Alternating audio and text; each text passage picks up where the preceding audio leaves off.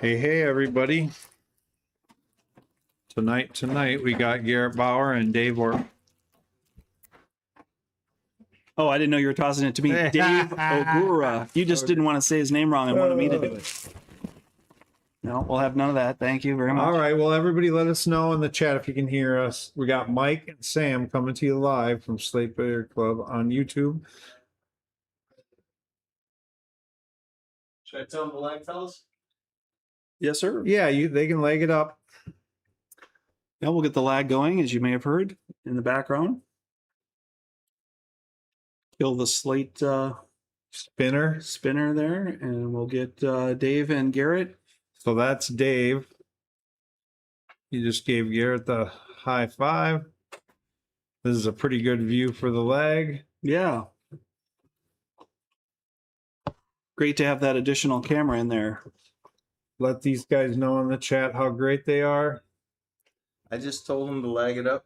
Looks like Garrett's going to win this one. That's the, It's load up. All right. It's load up. I tell you, even though it's new cloth, this table I played on it 2 days ago, and it plays a little slower than you'd think. Humidity could be a factor. Yeah, maybe it's a little furry still. Who knows? A little more friction.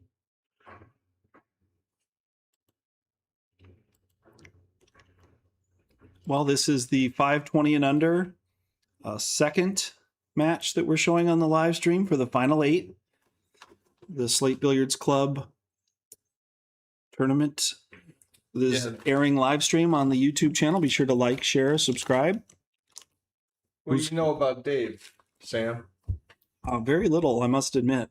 Someone said in the chat, put Corey Otis on the mic too. That's Angela, I'm sure. Are you Corey She's the Otis? only one that knows it. She's the only one that knows Corey's here. Okay. My friend Corey that I was playing with. But stepping up to the break here is Dave OGURA.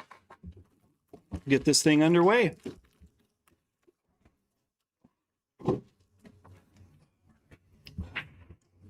Got the pop and stop break there. His cue ball control looked pretty dynamic there.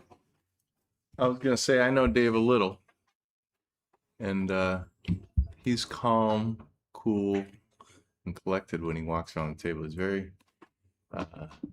relaxed. To me, that's the way I see him.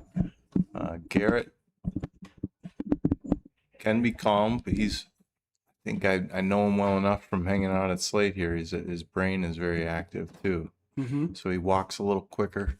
I think he walks at the pace of his thought process. Oh, okay. Yeah, Garrett's definitely a extreme regular, I would say. He's here every single time I'm here. Yeah. And I'm not here as often as I would like. So he's definitely a super regular here at Slate. So he should know the table pretty well and be very comfortable in the environment here. Now that was a straight in shot that he really walked down the line. Looks like he's, let's see if he stays with that pre-shot routine. That was pretty strong right there. I don't know if he got where he wanted though. Let's check the other view here. What do you think? Yeah, he looks good here on this 12. He's going to come across. Try and get in the window there, I think, for the maybe the 15 or the 9.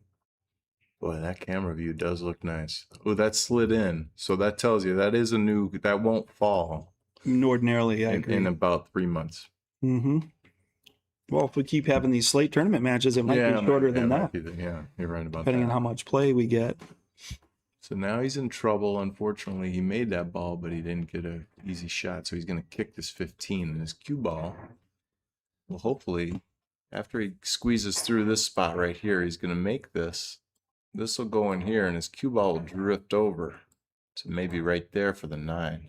He doesn't want to get trapped behind the 7 if he makes this. This is very makeable. I agree. It's very makeable, but the cue ball travel tends to be... Watch the hit.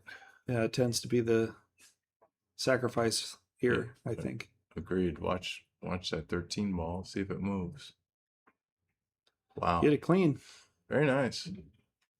It came out with a pretty controlled cue ball there, too, so he got the fuller hit on the 15. He could have hit it thinner and still made it, but that would have traveled the cue ball a lot farther. Does this 9 ball go by the 11? It looks like it does. It certainly might. Looks a little better there. Yeah. It's so funny how the camera from one side to the next shows you so much more perspective Now he's committed. He's only got 3 balls left on the table, so he's going to try and get out here. This is a tough shot. He could shoot this into the side and try to bump the 13 loose, but I think it goes in the corner. Let's see what he does to get on this 13. Yeah, that's what I think that's what he's trying to do. Maybe think bump you're the right. 13 out free. I wasn't sure that the angle was there to be able to bump the 13, but then again, he did miss the 9, so I couldn't. Or he did miss the ball Yeah. too. So Now that 13's in an awkward spot, so if he gets back to the table, he's not guaranteed to get out again either, because that 4 is still blocking. Let's see if Garrett can run the rack or if he just ducks. looked like he did miss it thin. So if he'd have made it thicker, he could have avoided the scratch, and he might have been able to catch that 13 after all. What do you know about Garrett's game? Well, Garrett tends to play a lot of drills here at Slate, and he's very disciplined in his approach. He's very deliberate in his approach. So I think he's going to be a great practicer of his pre-shot routine, and hopefully he'll be able to maintain that discipline despite results or lack thereof results in this match. If he does, I think he'll be successful and could very likely be the winner of the match. That's what I'm calling right now. Well, that first shot was real nice. What I do like about Garrett, do you see how far away he stands at the table? Great point. I like that.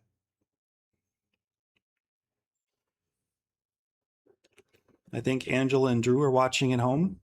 So hello to Drew and hello, Angela. And yes, Angela can also take your comment, because I encourage her to stand away from the table Well, and what it walk does- into the shot. Yeah, what it does is it forces you to walk straight into the line rather than skirting along sideways along the table. A lot of us, we ride the rail of the table because we play in tight spaces in the bar room, and we have to, or you're tall and you just kind of back away from the shot. But it's nice when you're stepping into it from like 3 feet away, like he is there. He's got his tip of his cue right on the rail, and then he's going to walk forward.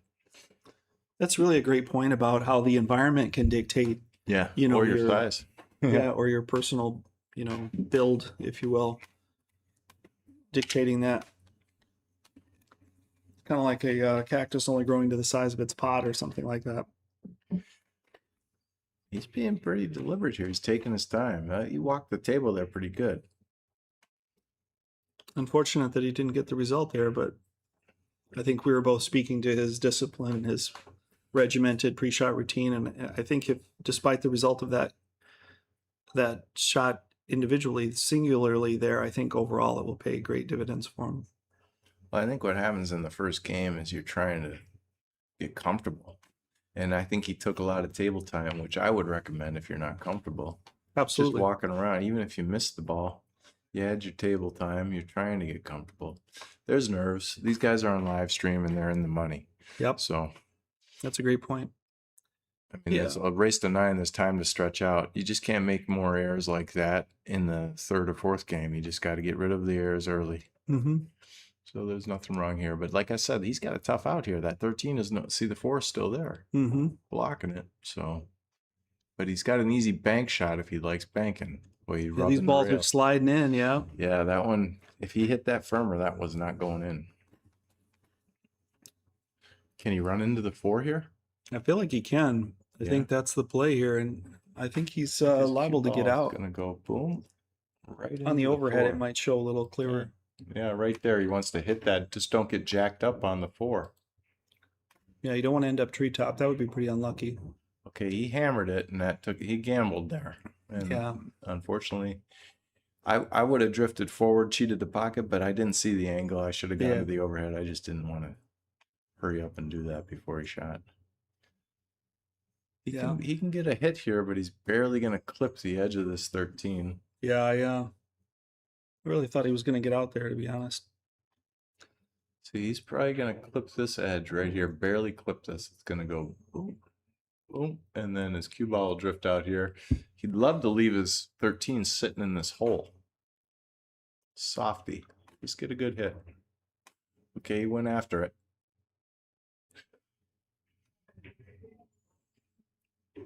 You know what? Garrett's got an awkward shot here. He doesn't have a real easy one. The 3 ball's pretty easy though, but it's not. I guess he's going to start with the 4. I like the 4-6 here. That's the way I see it. Just and the one plays a lot of cover here too. Just if you were to accidentally rattle the ball somehow, not that I was wishing that upon him by any means, but just the one ball covers a lot of real estate there with that last stripe. See that right there? He played a nice stroke, but he doesn't have that touch soft one yet. And that's the comfort I'm talking about. Like Mhm. he made that shot, but it was kind of a quick punch. It wasn't slow and smooth. Yeah. Right. Like because those nerves, it's tough to do a little lay down softy when you're nervous. Definitely. And I'm not saying he is nervous, but it's the first game. It's a very nuanced, subtle stroke there. It's almost like maximum spin, minimum speed type of shot. It's a nuanced play for sure. He's on a bar box with his extension. This is a long shot for him. He can make it. Okay, it all worked out. It traveled without touching anything. He got perfect on the 1 or the 3. Yeah, I mean, how would the you 3. shoot this? Yeah, I mean, he came out smelling like a rose there. I don't know that the 1 goes, does it? Okay, so if it doesn't, then you got to get on it right now. I agree. I think you just play for the. Maybe it does. He's shooting it. No, it does look like it goes. I take that back. So you want to get on the 5 or the 3 here? A little softy off the rail. His cue ball will come up here like this, so he might be too steep for the 5. It might be right here for the 3 ball, then the 5 into that corner. I agree. Stop shot here for the 5, so the cue ball comes up like this for the 8 ball. I think it's a little too tight with a little too much inside to play the 5 position shot. Okay, he decided to not gamble on that tight window, so he's trying to play for the side. Yeah, he said it.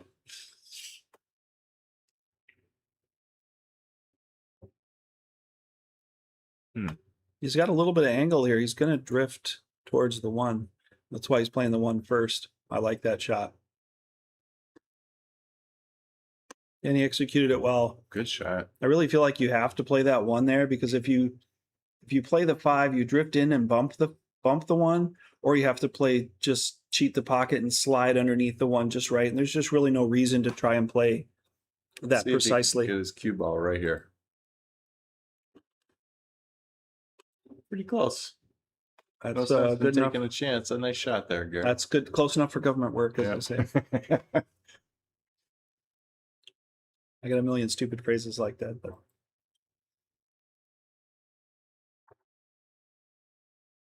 nice Very finish nice. for Garrett.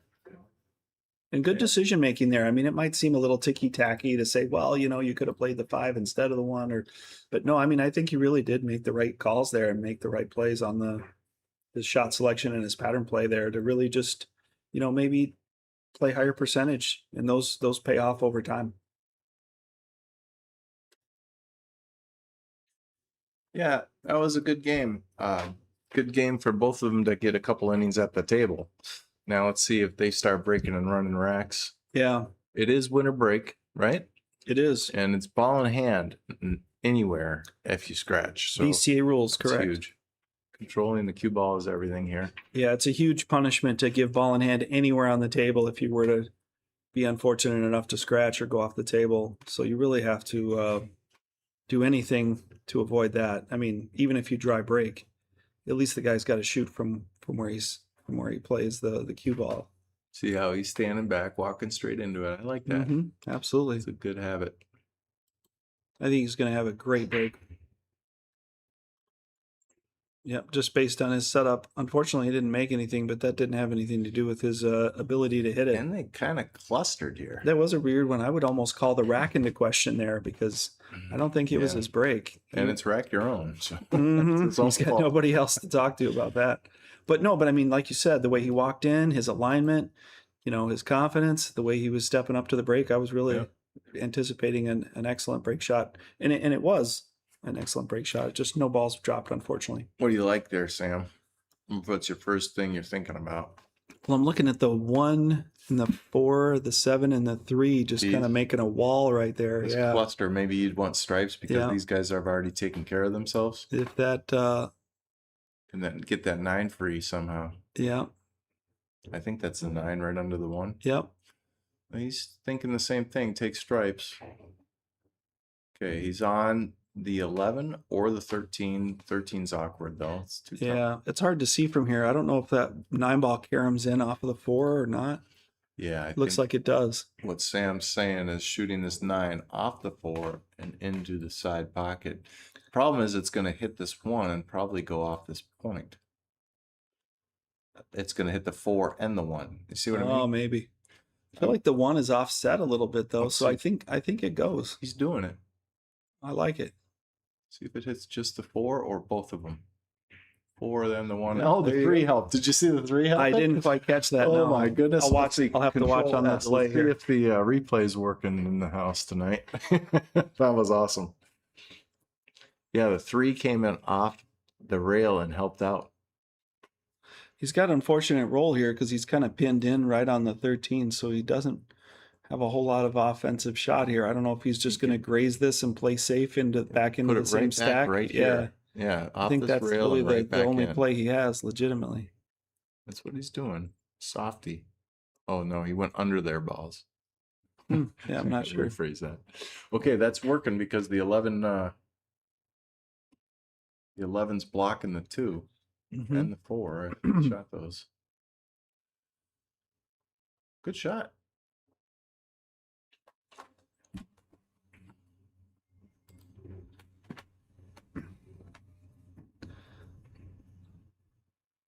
Let's see what Garrett's got in mind here. He didn't really leave him safe, but he left him kind of pinned in with limited options.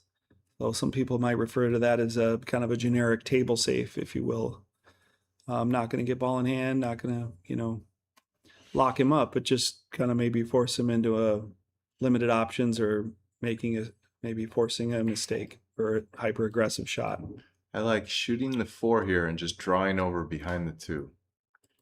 I do too. That's a good shot. And then it open up to 7.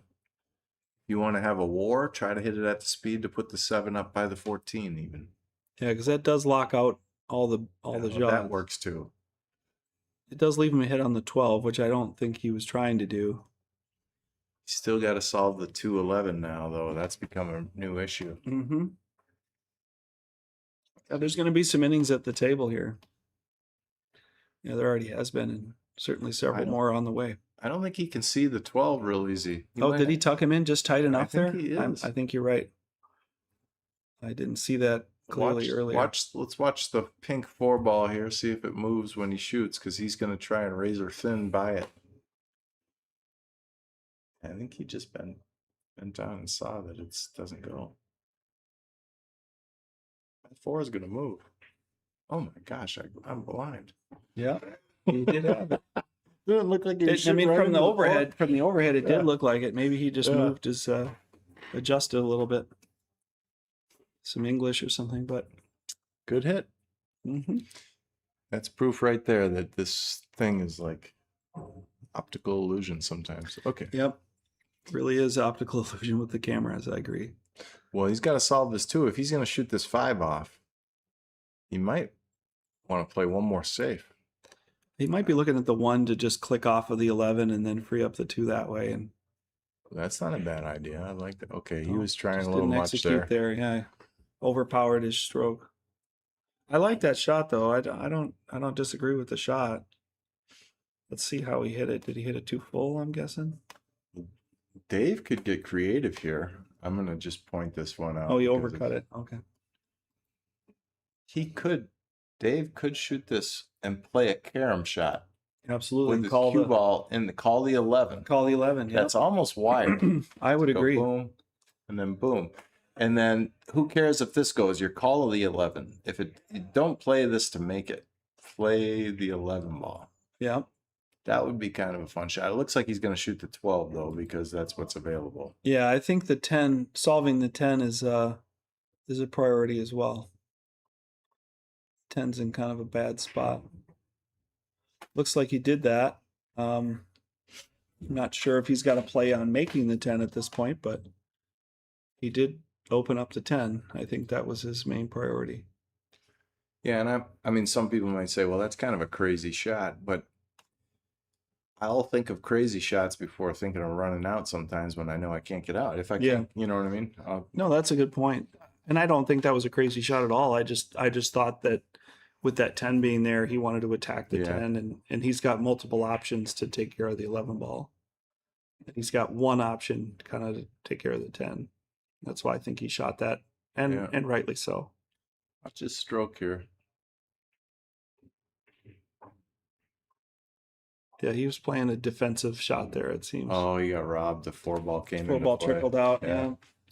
Yeah, he definitely didn't have the bank there. I think he was just trying to draw back and leave an off combo and limited shots for Garrett, or maybe even hook him. What would you do here? Let's see how much time we have to talk about this, but you could play a quick safety off the 7 if he's got the touch in his game. The second game here, he might be, the nerves are all gone probably by now. He could do a little softy and leave his cue ball right there. I think he's going to, yeah, that's an interesting shot.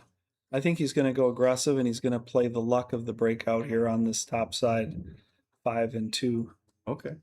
So he's going to try and get out. I think he got more draw than he wanted there, more travel than he wanted. Yeah, 6 balls straight in, so he's going to shoot that off. Then he's probably got the 3. I think he's going to tiptoe the ones that he's got available off, and I think he's going to have a real problem here on that. And I think it's perfect on the 1. That would be nice to get on the 1 right here. Yeah, I think, like I said, he had too much travel on the cue ball there on that last shot, more than he wanted. I think he was actually trying to get the 1 to play off of the 11. And you know, he's got a couple of balls to get back in there, which is what he was trying to do there. Just kind of forced it again. It seems like he's got a little too much kind of power in his shots there, or maybe just a hair off of accuracy. But those are the only 2 he's really missed. Was the force follow power shot there. Hit it right into the point. Hit it right into the point. He didn't miss that by much. Yeah, that happens when you might overstroke when you're not sure 100% what you're doing.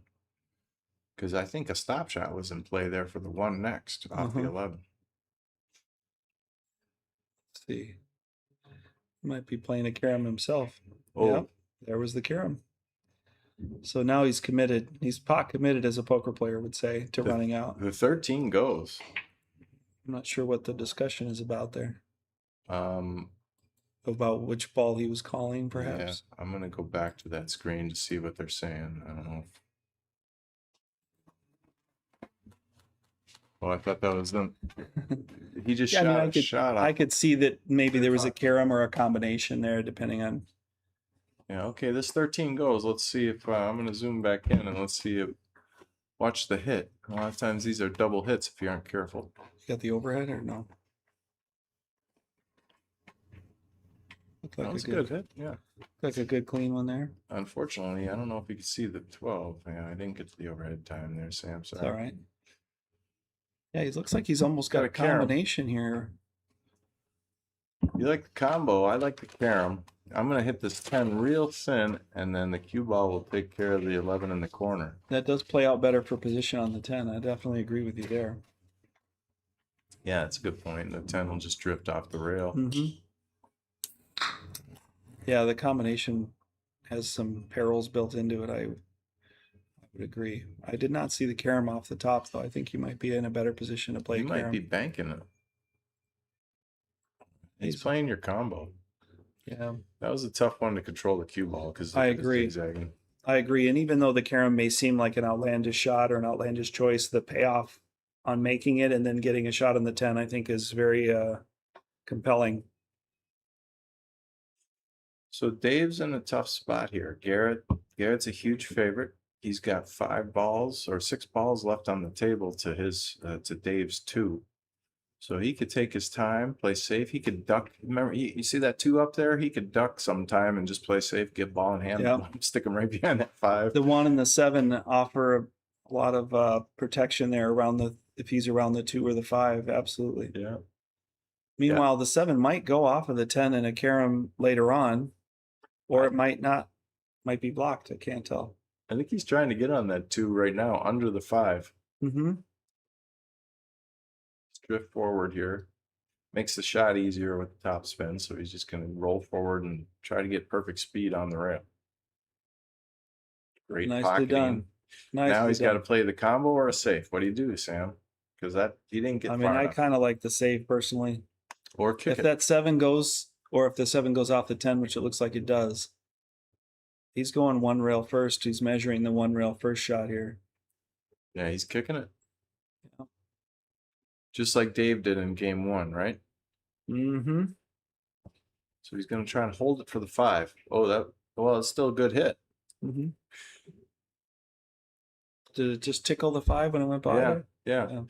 It's not like 9 ball. It doesn't have to, you don't have to hit the ball you're shooting at first. Yeah. Just have to hit one of yours.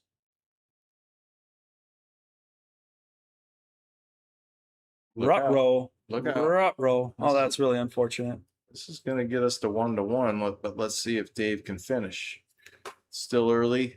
I don't know. Yep, you don't want to take it for granted, that's for sure. He's definitely got the ability to do it, but it's just a matter of sometimes you can rush yourself or take things for granted. Perhaps like Garrett did there, he took it for granted with a cue ball. What do you think, Dave? Who's the favorite? Who's going to win this? Tough to say. Yeah, it is tough to say after 2 games almost.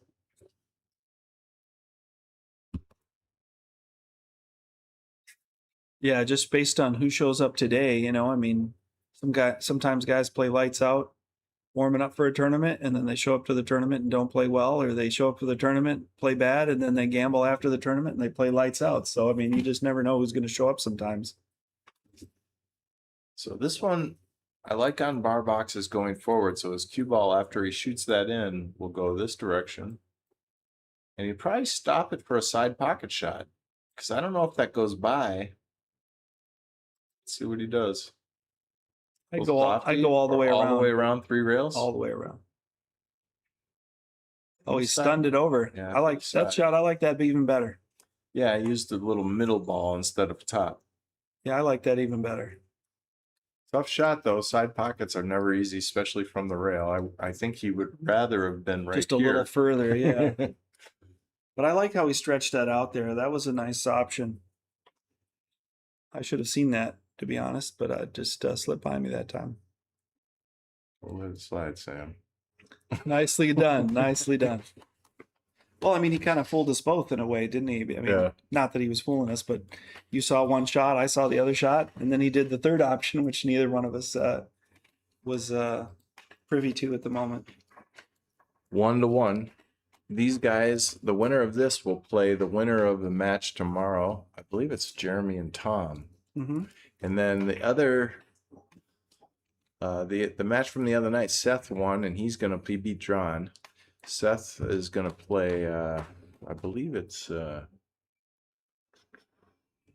Lucas or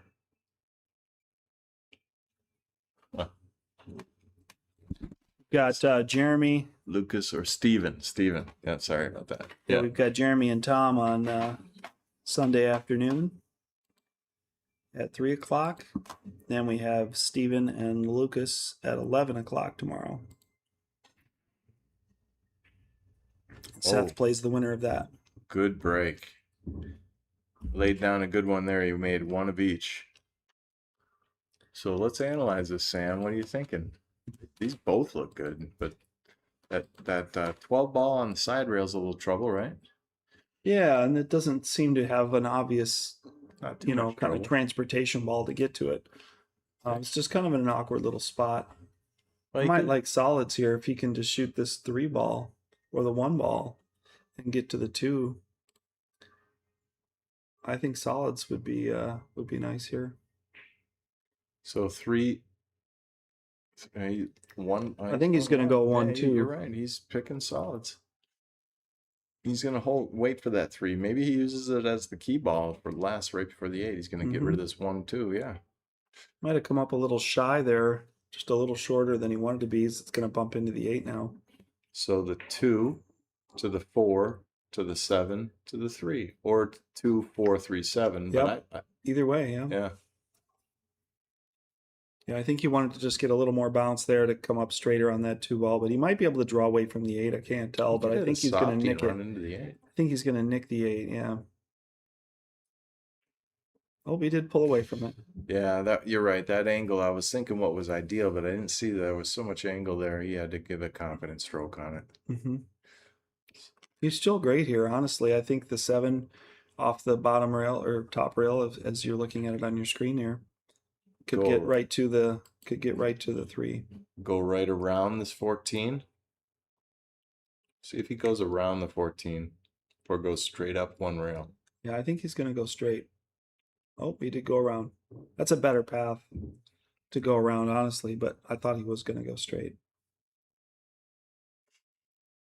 Okay, now he's got a touch shot because there's enough angle where he could hit this soft, and then just the cue ball grazes the 9 ball. It acts as an energy killer and lets it just drift down over here, almost towards the 8, where you're not going to get hooked on the 8. You'd like to be straight in here on this pink 4 if possible, and then just shoot both balls back to back. Well, he went for a nice draw Stunned shot. it. It was easier than we thought. Aggressive stroke there. I like that choice.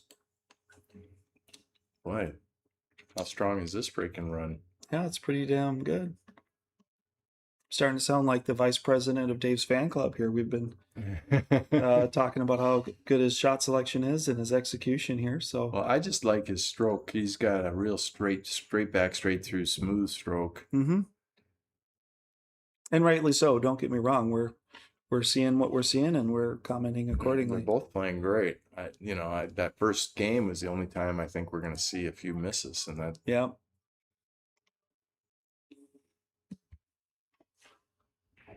Nice.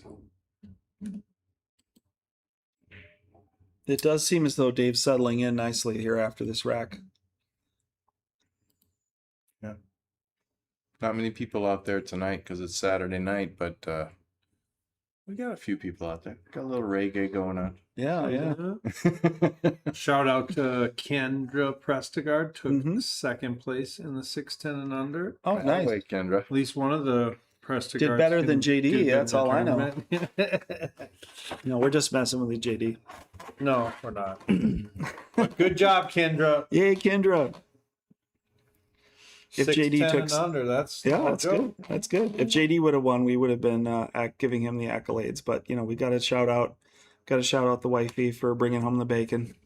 JD's gotten to a level he can only play in a few tournaments a year.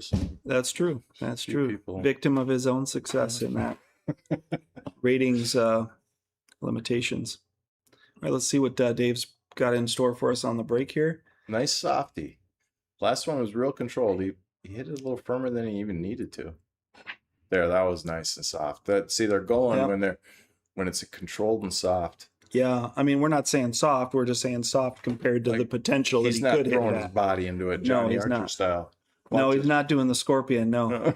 His back foot come up and like a stinger. Did you see that whole controversy? Oh yes. Yes. I'm gonna slap that guy in the face. Table must be racking nice tonight too. There's none in the It's a big spread there, and that's very different from this break that Dave had and the previous break that Dave had to Garrett's break, which didn't seem to spread very much, if you recall. What do you got here, Sam? Talk to me. Well, I mean, it's Dave's world. I'm just living in it, but I think he's looking at stripes pretty strong here. He's Agreed. got the 10 to start out, and you might say, well, they're kind of clustered up, but when he makes the 10, they're not. Yeah, and he could make the first couple balls right there, and there's wide open again. He's got the 15 now, or the 9, but I think he's going to shoot the 15. I would, yeah. And then he's got the center pocket there to play the 13 straight across as well. You think he's going to play in the corner, or do you think this 15's going down here in the corner?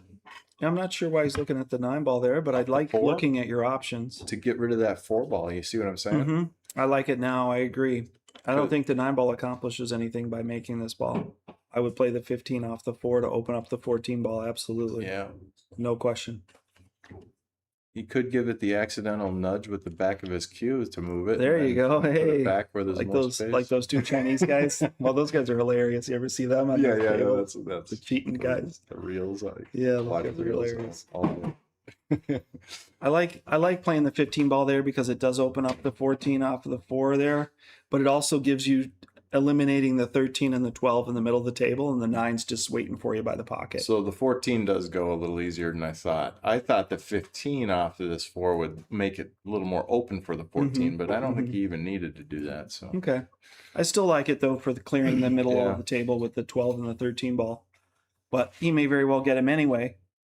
So it's not too critical of of a condemnation there, but Well, I do think it simplifies things a little bit there to take those middle balls out and then have the 9 look at this being angle. your duck almost. So do you shoot the 13 or the 12 here? I think I'd have to shoot the 12. The 12 and your cue ball drifts over here. You just don't want too much angle Yeah. because you would love it if your cue ball's right here. Mm-hmm. So let's see if he can land on my spot. If he's too far below, he'll have too much angle on that 13. I feel like if he hits the 13 first, he can't get into both of those balls as easily. If he plays the 12, he can go 13, 14 a lot easier.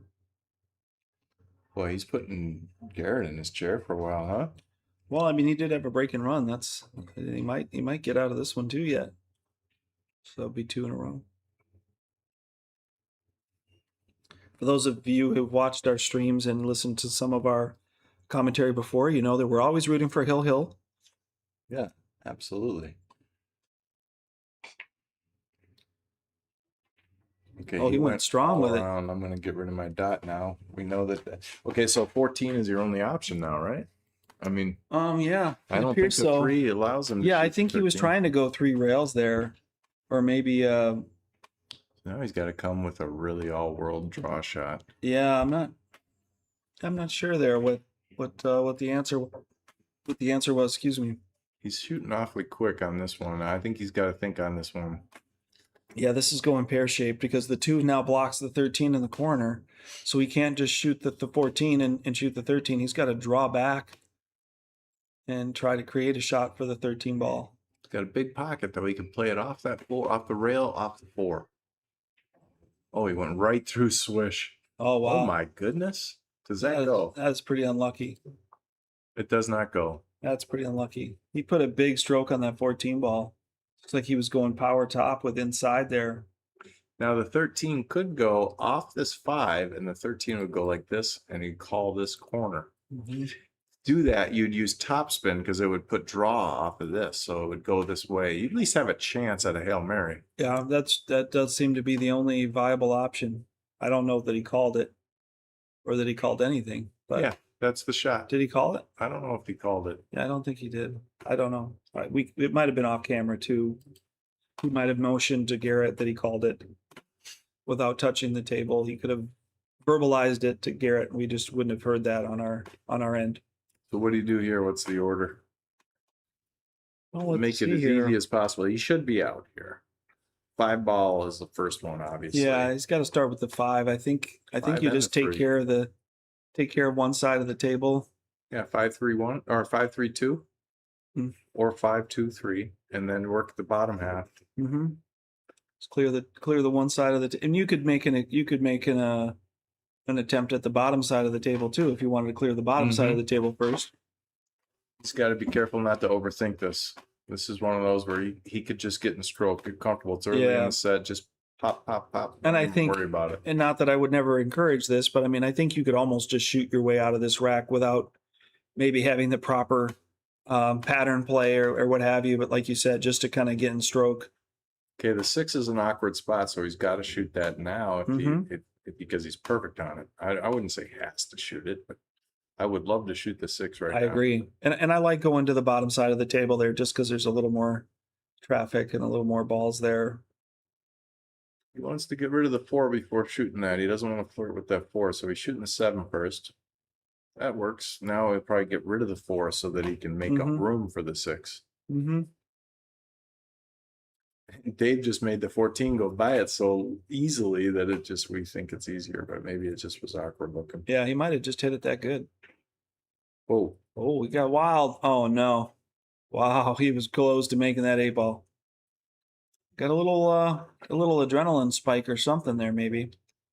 Seems like he really powered into that ball more than he yeah, he could have intended gone to. bottom rail first, but he decided to draw. Yeah, he Just got a real rolling he got shot. real punchy with his draw there. But he's gonna get past it. He's very fortunate not to make the 8 ball there, honestly.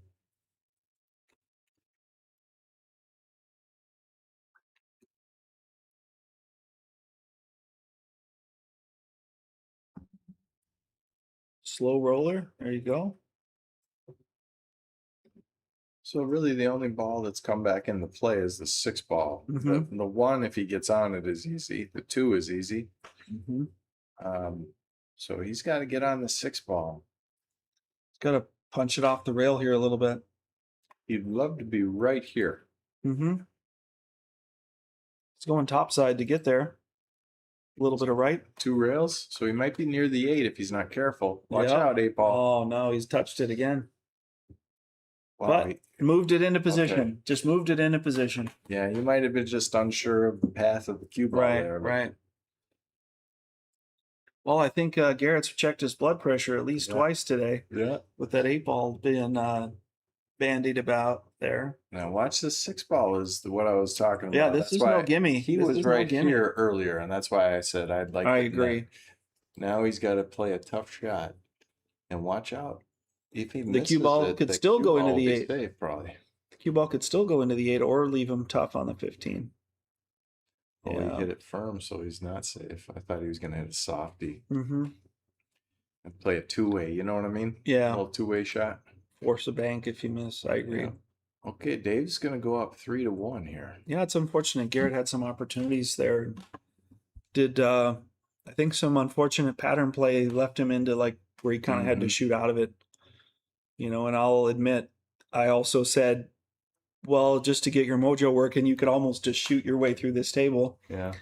just to get going without having to make the perfect pattern decisions. But I threw it on this camera angle so you could see a little bit of the body language here. Yeah. Garrett's, he's nothing to be worrying about. It's 3-1. mm-hmm. It happens. Yep.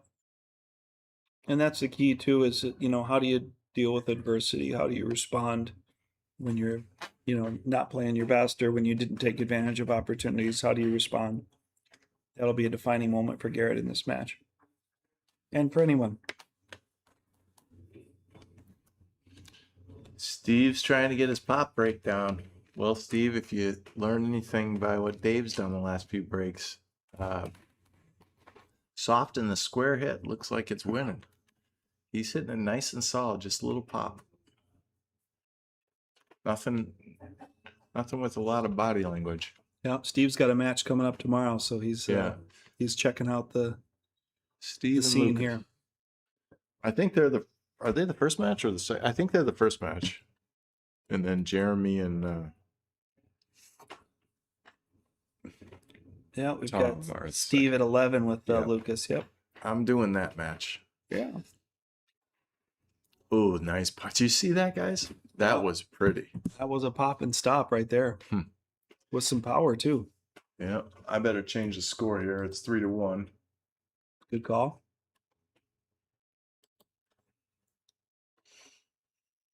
Let's see. Yeah, that was a really nice break. Cue ball control was exceptional there. Yeah, if he keeps doing that, he could do some damage because he's controlling the time at the table. Garrett is agonizing probably over a little bit of the little time he's had. And Missed opportunity. Yeah. Yeah.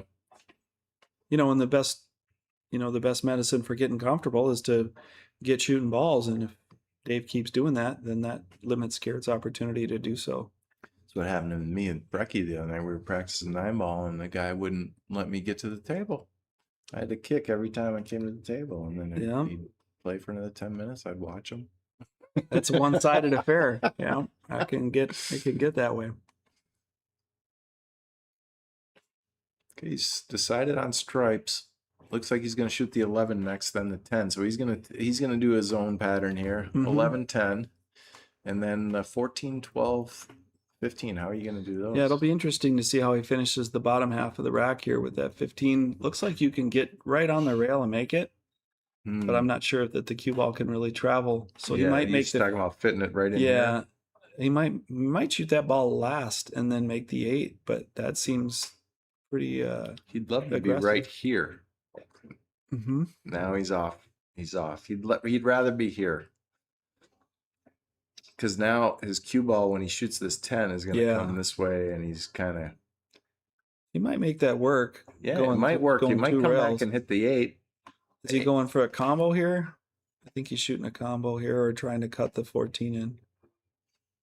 Yeah, that back cut 10 ball is a little tricky. I agree. I think I would save that for another day. He's looking at it though because it's the 14 is very difficult. It is. I Yeah. think there's less of a penalty for missing this ball, but it just depends on where his cue ball ends up. I think it hits the 4, and I think he's going to be hoping on shape. Let's see. I think it's going to hit the 4 ball. Oh, he drew out of it. Mm-hmm. That could have worked. That definitely could have worked. You had the right answer there, just a little thick on the execution. Sometimes when you miss a ball, when there's 4 of your balls left on the table, it's the right time to miss. You don't want to miss Yep. when you've got 1 ball left on the table. Absolutely. So he left some obstruction here. That 7 ball is tough for Garrett. Mm-hmm. Let's see if he goes after it right now. What do you think about shooting this 2 and then coming up whipping your cue ball over here just to break those free? Yeah, Think if he'll you're try going that? aggressive, you might as well. Absolutely. Let's see if he does I mean, the that. 6 is still troublesome for the run out, That's what he tried, but and he got it. he got a different result, but it still moved the 7 ball. It's almost a better result because then Yeah. that 15 didn't get in the way of something else like the 5-3. That's true. Maybe he's going to shoot the 7 right now and try and get into this 6.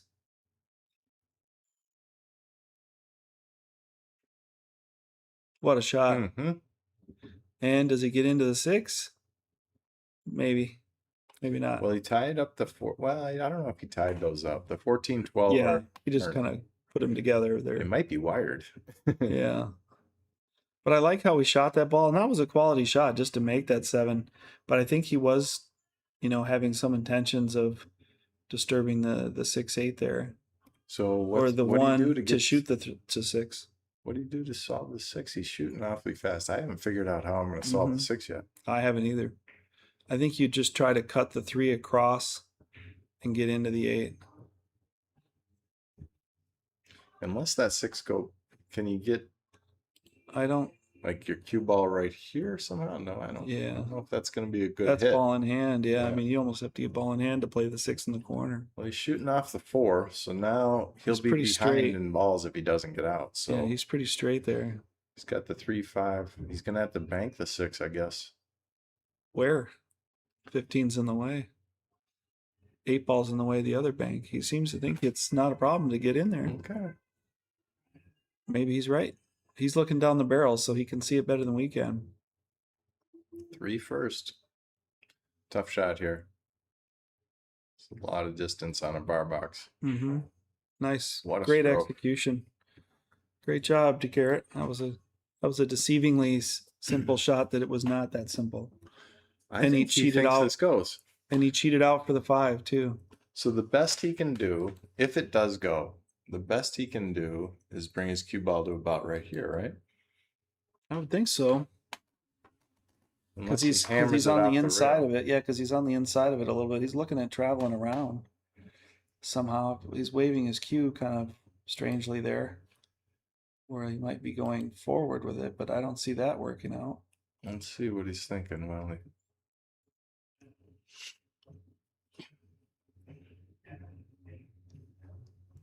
I mean, I think if you go off the 11 or the 15 15 there, I think you end up in a world of hurt. So that's definitely not something you want to play. might be a little too far away from the pocket too. Yeah.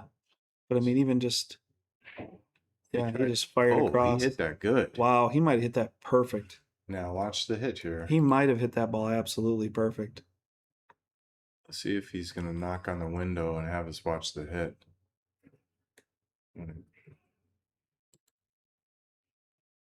Let's see if he comes and knocks on the window.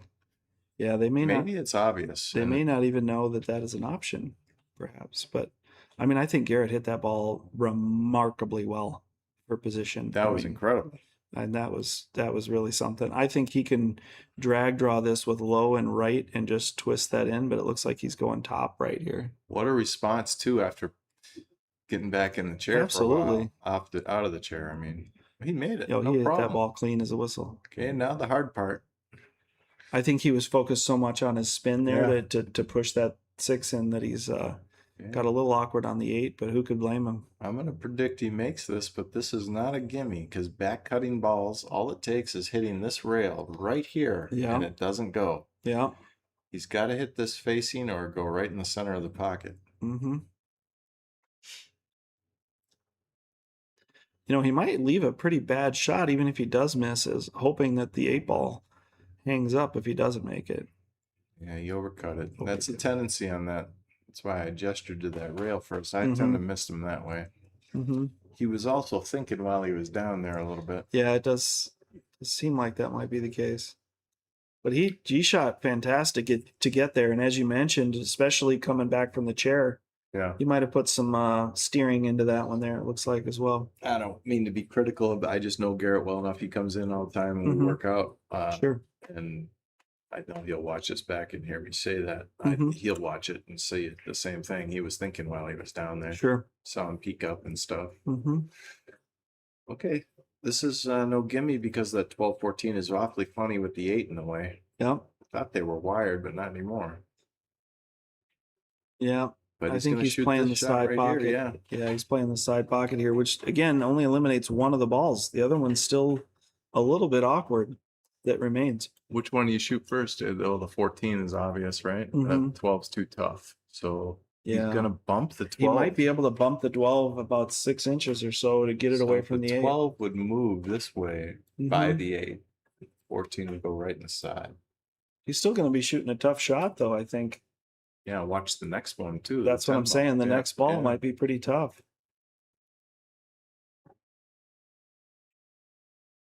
Oh, I don't know if that goes by, do you?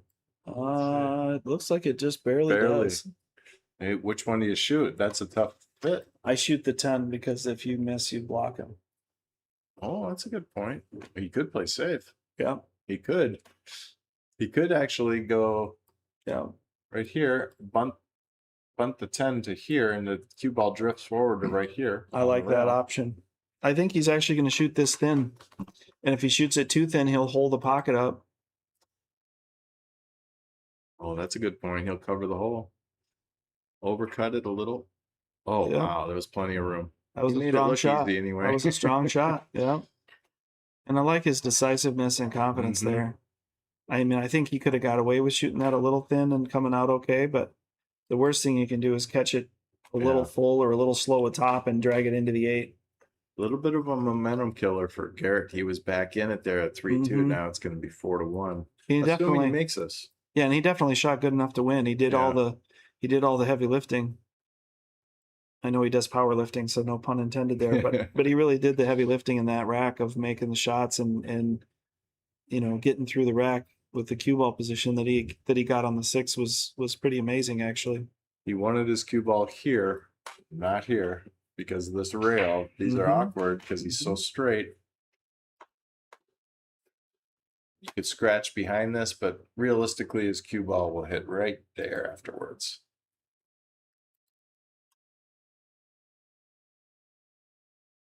Nice. You called it well. Gonna tick our scorecard there. Yeah, good call there. 4-1 we got. See if Dave comes with another all-world break. He's breaking perfect, isn't he? Yes, he is. He's putting on a clinic for Steve. Steve's watching with bated breath here how he can replicate that on the same table.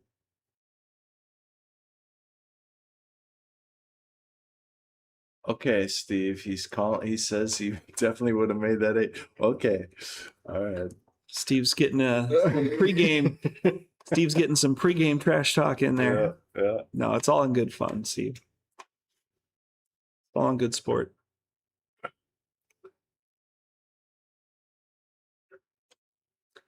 Okay. Dave's up 4-1 and breaking. And breaking exceptional. So if he Yeah, keeps wants that his up, cue ball to be right here. Yeah. After. if he keeps that up, he's going to have Garrett in the electric chair here, and things could get one-sided real quickly here, if not.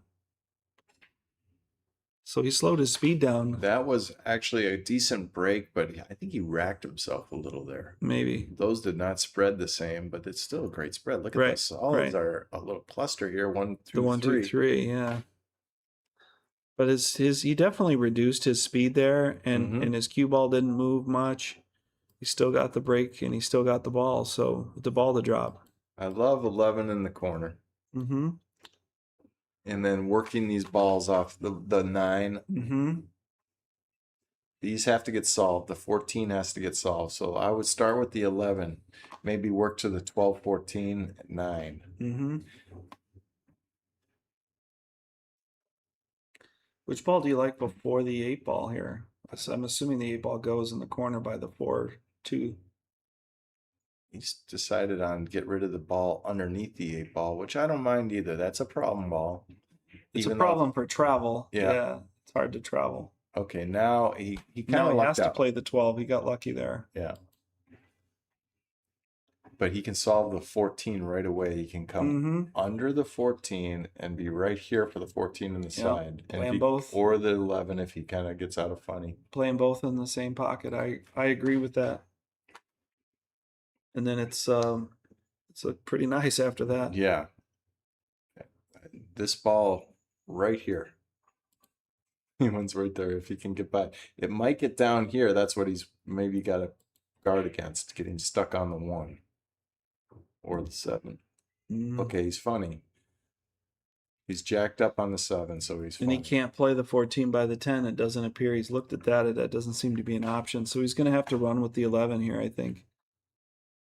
Not the end of the world, but again, you're adding these negative variables into the game that can come back and bite you on a very open table, which similarly is what, unfortunately, what Garrett fell into in a previous game as well. That's right. And because of the 7, this 9 ball that he's going to shoot, he has to just cinch it to make it. Is he looking at the 14 in the side back cut? Well, he might. He's be. measuring it up. Well, now's the time to go for it. That's going to put the cue ball on a wild travel around the table. The cue ball will go right through these, possibly. Let's But see as what it thin as he does. has to hit that, he's going to hit multiple rails on this shot. Right through it. Yeah. And now he's kind of hoping on shape. And That wasn't as sharp of an angle quite as I thought it was, but either way, he still had to go kind of play your luck on the position. now we're back end to game. he's out if he makes this ball, because his cue ball will be right here. Mm-hmm. And he'll have the 9 or the 10 next, which dealer's Yep. choice, but depending on the angle he gets. And he did hit that 14 ball as full as he could hit it and still make it, so that helped his cue ball control a little bit as well. See if he makes us watch his cue. Oh, he he missed hit it it. full. Yeah. He might have been Follow looking through away. straight, too. Yeah, he might have been looking away there. It looked like his cue did steer a little bit. Kind of looking at where the cue ball's going before you're done hitting the ball, perhaps. He did a lot of hard work there, and it wore him out, maybe. Possibly. He was working hard because he didn't take as much time on that shot. Mm-hmm. Maybe shaved off 10 seconds on his thinking. Garrett says, I know what that's like. I've done the hard work before. Yeah. And didn't get paid off, He returned so- the favor a little. Yeah, that's Now right. let's see if he can capitalize on this. He's Get back to the gonna table. snap this 7 ball in, and cue ball's gonna go across the table there for the 1 ball next. Oh, you like being right here? Yep. And just Okay. push off of the 3. I like that too, because he has the 4 as an option if he goes too far, or he Mhm. has the 6 if he even goes further. He might be looking at rolling this 2 in and not making it and just leaving the cue ball behind the 8. I think I would Or choose it. Or he's going to go underneath the stack. He's going to rub off of the opposite side of the 7, hit the bottom rail, and go into the 3-2. And the 7 will just go right here. Yep, that's what he's playing. Well, he mapped it out well. He looked at the angles there. He did come up a little short on the speed. He'd like to be snug into that 3 ball there. He's left him safe, but he did have a jump, option here, or kick option. I think the side view might be the best view for this. Let's see Yeah, it. absolutely. I like Garrett's discipline there. I mean, I'm an aggressive player, and I probably Yeah. would have just gone for it. But I like Garrett's, taking his time and really trying to lock in a nice safety and put himself in maybe a better position.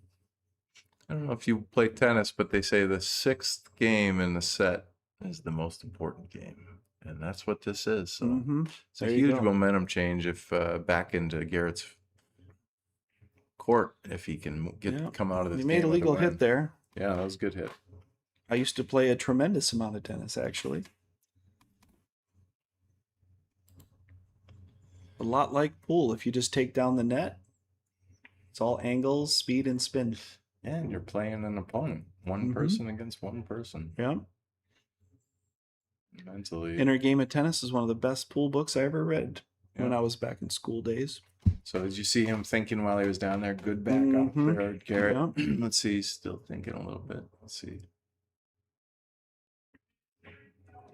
Nice shot. Good stroke. Yeah, he went aggressive on that shot with a challenging play there. But he went safety on the earlier shot that was an easier make. But, What do you think here? You shoot the 6, then the 4, or how do you get on this 5? Too? Yeah, he's kind of straight on this 6, so I'm not sure he can really travel very far, or very, with very much angle. He's playing safe. Safety. Nice thinking, Garrett. I like that. I like Open that those too. up. Did he leave a window? He might have left that ball. Yeah. Maybe he committed to the safe, but didn't commit to the shot. I would have liked to see him walk the table and kind of look at where his cue ball really needed to be in relation to the 8 or something like He's that. All right, though. That's pretty. But he's got a nice trap there. Yeah. Let's see if this. He's got the edge of the. He's got the edge of the 9 here. He might be able to make the 9. I think you can make the 9. Has he gotten it by the 5? Oh wow! Oh, he went for the carom.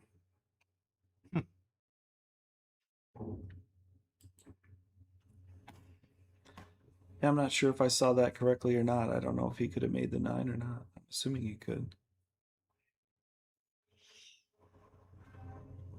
Okay, he's shooting the 5 in the side. It's going to come off the rail and out. See, I'm trying to get on the 6 ball, I think. Yes. Good shot, Garrett. CJ Sippy says, sounding great, guys. Thank you. Thank you for the feedback. It's always good to know not just our commentary, but, just that the audio is clean and clear sometimes. It's always nice to get that feedback as well for that technical side of things.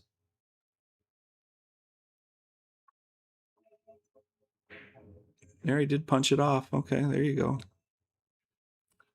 Got away from the rail. And no coincidence on the radio out there, I hear. Mojo rising. That's right. That's right. The mojo is rising for Garrett here. Yeah. Hopefully he can finish up and clean up here. CJ's rallying for Garrett here.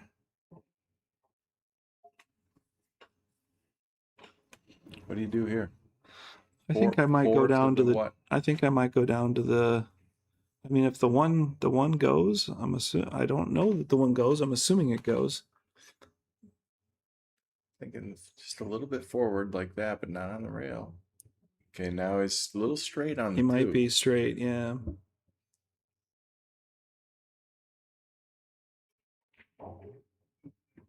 Okay, so he could do a slow roll shot and be somewhat safe even if he misses, but do a slow roll shot and put his cue ball right here. Or like right here would be ideal so that he could shoot the 1 into the side and then have shape on the 3. I would tend to go farther and play the 3 in the corner. Because that side pocket's nothing nice for me.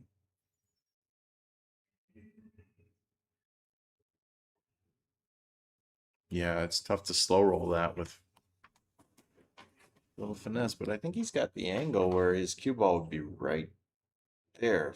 If he could get it right there, that would be real nice. But yeah, I mean, that's as good as you're going to get on the 1 on the side. I would agree with that. But if he does your route and goes for the 3 in the corner, it'll probably be like right there. Yeah, I prefer that. Might be easier to pocket it by going that far. Yeah. Watch him go 2 rails, cheat it, and pound it. Yeah, make us both regret it. Yep. He did. Exactly it. He needed some side spin there, unfortunately. Yeah, that was a tough shot. Yeah, he needed some side spin to clear the. How do you play safe here? He's probably immediately was thinking, how do I play safe here? Well, now he doesn't have a choice. I don't know that these balls are makeable. I mean, is that 3 gonna Does the 3 go cut up in the corner? I mean, it goes. That's as aggressive shot as I would play for sure. Just because I think the 3 could get in the way if I do hang it up. Yeah, and the safety might be just as hard as the shot. That's where I'm coming from. Yeah. It's like he's trying trying to to shave save. it. He's trying to shave it and come back. He wants his cue ball to be like right back over here. He wants the cue ball to go to the rail and back over. Oh, He went for it and scratched. Oh, he didn't make either one of them perfect. okay. So what you said came true. He at least used it Yep. as cover. Yep, exactly. I like that shot. So he went for it. I thought he was playing safe there in the end, but he wasn't.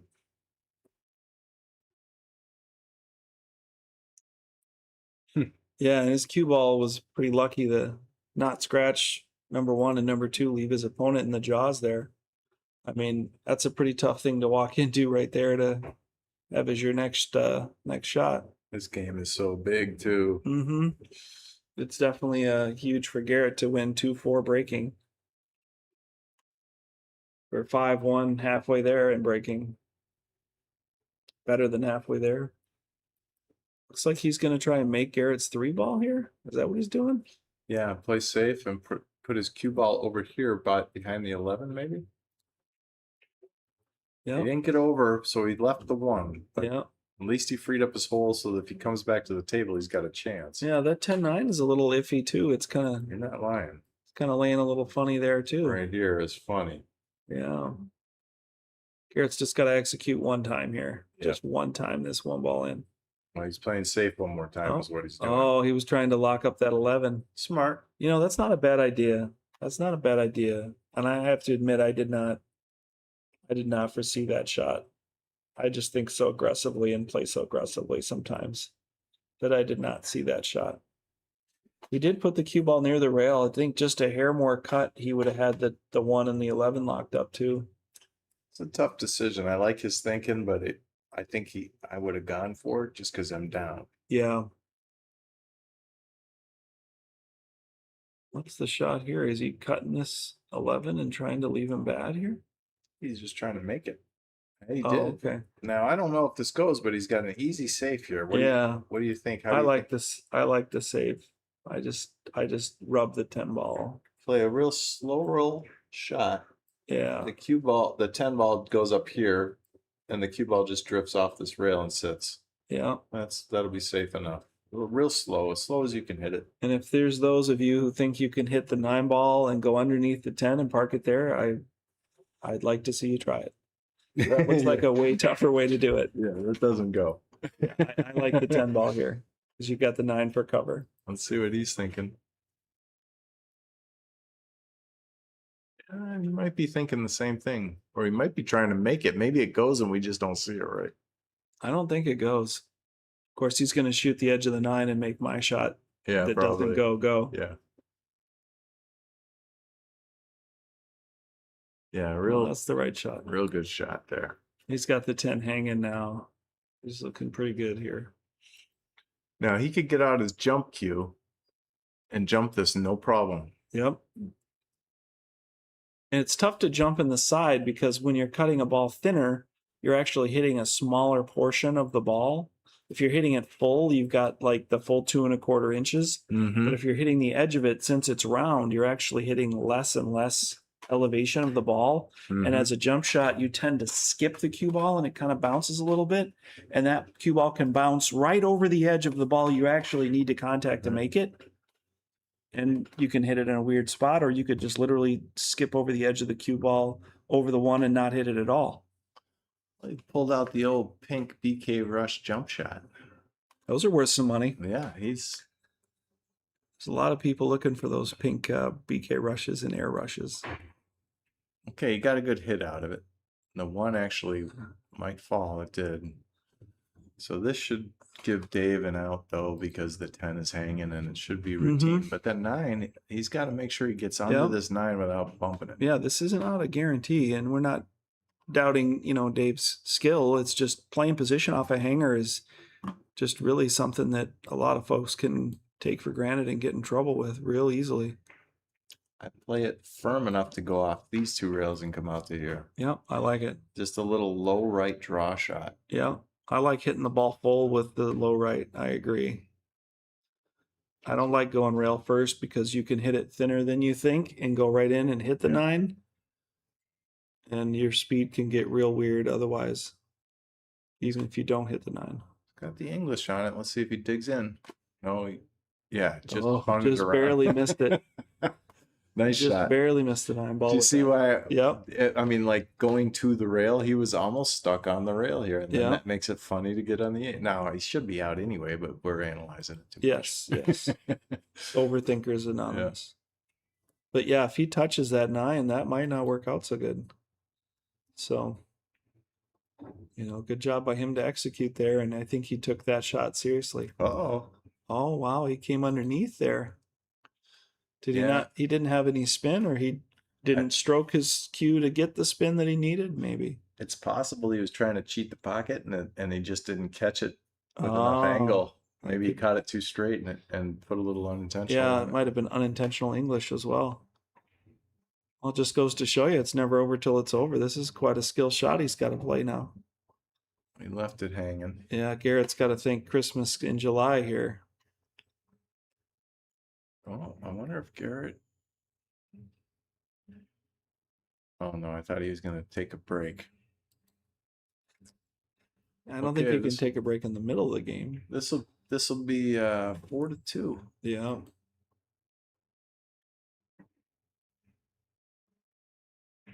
Well, Garrett's got to feel like Lazarus there, back from the dead after making Yeah. a win in that game. 2-4, critical moment for Garrett to make a rally here. Dave with a critical Achilles error there in that not overcutting the ball. I looked at that and it did look like he hit it kind of full.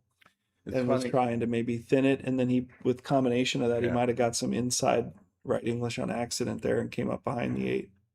Now, if you go home and practice what he had for a layout, and with no pressure and no one's watching, you're going to get out every single time. But it's amazing what playing on a live stream, playing in a big tournament. These guys had 32 players. They're a single elimination. We're down to the final 8. They're trying to get into the final 4 with this match. Yeah, that's a great point with the money on the line. And the other thing too is, you could almost play with the lead and take a couple things for granted, and maybe your killer instinct dulls a little bit too. Yep. Thinking you can do no wrong because you got the lead, and next thing you know, you don't have the lead anymore. You're right, Chris Sippy. He could come back here. All it takes is a nice break. Let's see if he can squat the rock and get a nice spread here. I get the sneaking suspicion that Chris Sippy was in the commentating booth on Wednesday night here at Slate Billiards. Yeah. Along with me, as a matter of fact. Yeah. You guys did a good job. So a contrasting break there.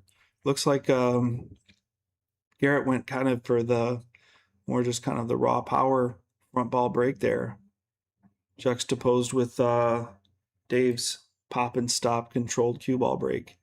And even though despite the power, Garrett was unable to make a ball. Looks like he's shooting that 3. 13. 3. He's going stripes here. Oh, you're right. Yeah.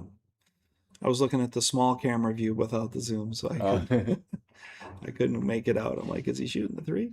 Okay, now he's in trouble because he's stuck all the way down on the rail. So maybe play safe here.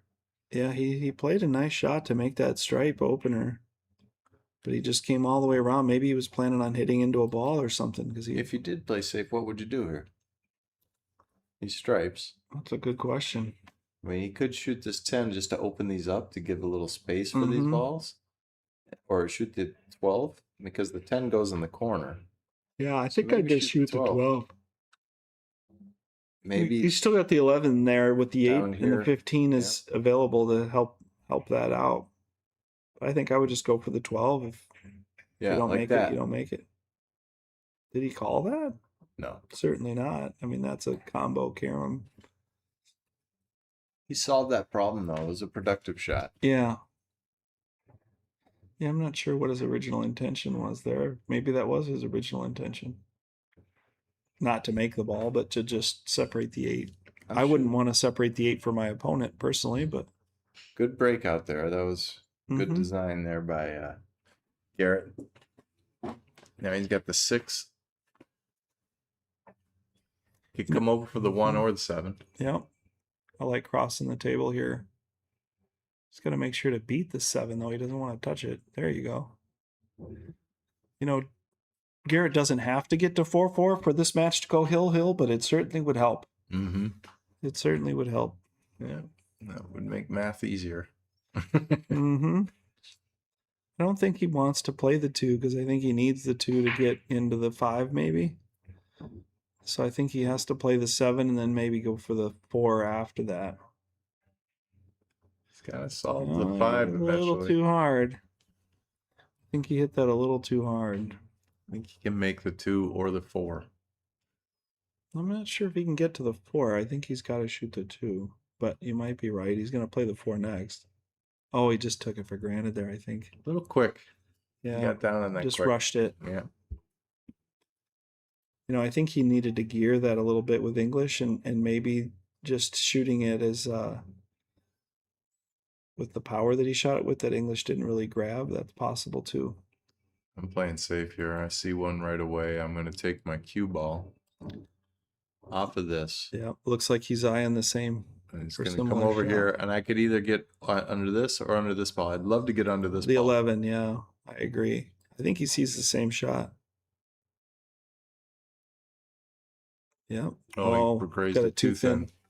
Yeah, and he kind of had a little show of emotion there, recognizing that he did hit it too thin. But I mean, I think with the fuller hit too, he wanted to avoid a double kiss and kicking the cue ball out too. So that's a fine line between hitting it too thin and hitting it thicker and getting a double kiss out of it too. So I can appreciate his circumstances there of not wanting to do that. This one's tough because Garrett's got a cue over the 11 ball. I'll show you from the side view. I think it's kind of a watch his bridge hand will be kind of funny.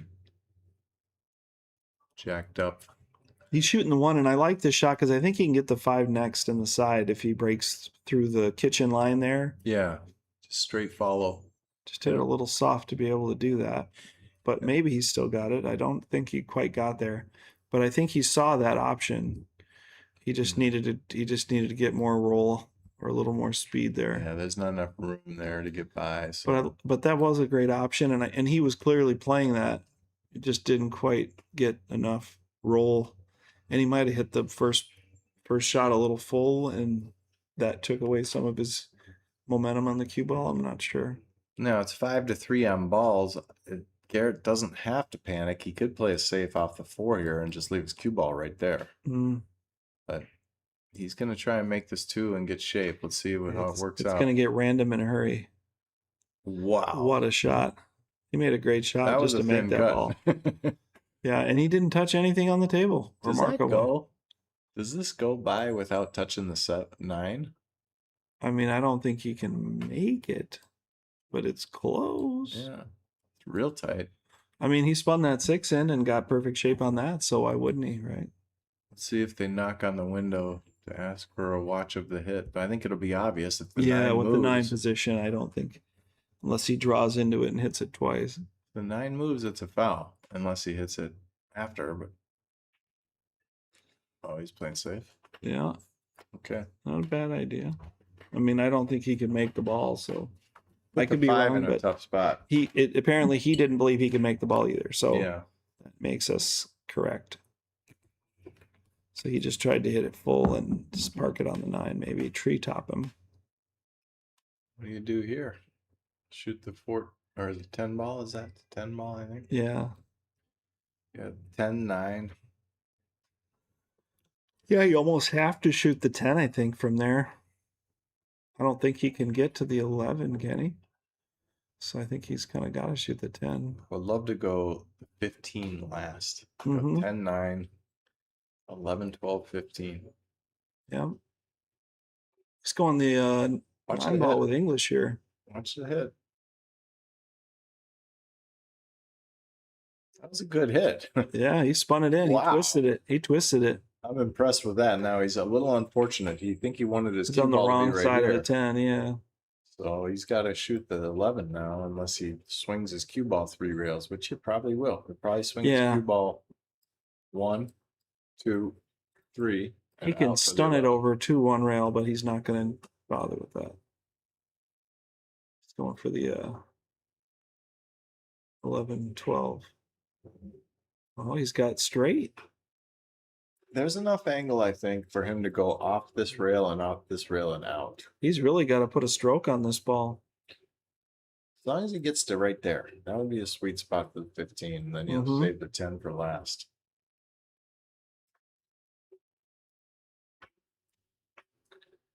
Yeah, he's kind of figured that out, I think, just from his lining up there. He's like, wait a minute, I got to take a better look at this. There's some real work involved. I might shoot a different ball. He's definitely considering his options. Yeah, he's going to cheat the pocket. So the Yep. 12 ball is going to hit right here on this facing. Gonna play the top side of the Not here. pocket. Yep. Here. And then try and spin underneath the 8 and over top of it again. Yep. Is he drawing that ball with elevated cue? Nope, he tried to pop it. And that pop is where he lost his English. Yeah, that jump. Boy, this is a tough shot, huh? Yeah, I think you got to smooth that one out with a level cue and just give it a lot of top right. Tried to kind of punch it. Now, like, this is one of those shots, again, if you're at home practicing it, you'll make it a lot. This 10 in the corner. That's a tester. But right now, under pressure, Yeah. Garrett's coming back in the match. This is a tough shot. I think he's clear from the scratch at least. With the natural hit or a topspin hit, I think he's okay. Watch out 4 ball after he does make it. The 4 is going to impede the travel.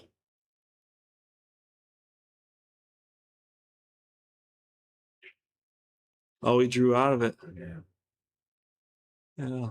Yeah. I think you might have seen that 4 ball that you were mentioning and tried to draw short of the 4. Look at how funny the 8 is, though. If Garrett makes this 5, the 4, when he shoots it, is going to be tough to get on safe. Yeah, he hit that 10 ball full, so he hit too much of it. Great stroke there, Garrett. Boy, he came up like a little confident there with that stroke. Yeah. He's got to zigzag and miss the 15. He's got to beat the side pocket here, and I think he'll end up on the second diamond on their left. I think he's got to go lower. This cue ball will come back right where his hand is right now, right there. Yep. Boom. Oh, he went that way with it. Yeah. Okay. I was thinking a little more in the vicinity of the side pocket, but he went extra side. He started out in the middle, and then he started cueing low for the draw there. So 3-4, Garrett's coming alive here. He's had some very fortuitous opportunities late in the rack. Hey, he went and got his extension. Good finish, Yep. Garrett. Yeah. Garrett says, hey, don't forget about me. Chris Sipperl was right. CJ Sippy. He must have known the comment section was alive in the chat for him and didn't want to make anybody look like a liar, so he had to come back strong. But again, I will say that, Garrett's only been able to capitalize on these opportunities because Dave's left the door open on some, I would say, not that I know Dave's game, but based on what we've seen he's capable of shooting, I would say, kind of underperformed and underutilized his skill that he was showing earlier in the match to give Garrett a pretty big opening to drive a truck through there to come back in the match. Well, pool has been proven to be a very difficult game. Indeed, fluky and a cruel mistress. Dave was making it look real easy for about 20 minutes. Yeah, he was hitting him as good as anybody could. He had 2 break and runs that were about to go down, and then he didn't get that second break and run after all, and it's been a little bit back and forth ever since. Second ball break there from Garrett. Garrett's changing it up here. I like it. What do you think? Stripes because of that 13? I'm going to look at his break here for a quick second. I like the second ball break, but I'm biased. And he hit it about as well as you could hope there. Got the cue ball in the center fortuitously. And, that break may not look like the end of the world to some people, but those balls are separated. You know, there's room in between them. It might be a little tight here and there, but they're makeable. They're movable. But Yeah. to your question, I think stripes might be the way to go here. Do you go the 15 to the 14 or the 11 to the 12? I like the 15 to the 14 if you can get deep enough to where you can pull the cue ball into the 7 and open up your 8 and your 12. Okay. I think that he's going to play the confidence builder balls, if you will. Yeah, 10 And then, to the 12. and then, Well, he's a little close. and then he might end up scrambling at the end here if he does that. Jacked up draw shot. Nice He stroke. stroked it well. Now he's got the 15 to the 9. Yeah. Still got to get on that 12 though. That's why I was thinking there was. I like the trying to solve 15 that early. 14. Yeah, I like the 15 14. And you have to make sure you get low on the table there to where you're back cutting the 14 and the cue ball's going up into the 7. But that's neither here nor there. That's ancient history at this point because he's traveled another route. He wants his cue ball to be right there. Yeah, he might be able to just make the 12 from there. Yeah. Oh, he went a little strong there. Okay. Got a little Wild West there. He definitely executed his stroke, but I think it went a little overcharged there.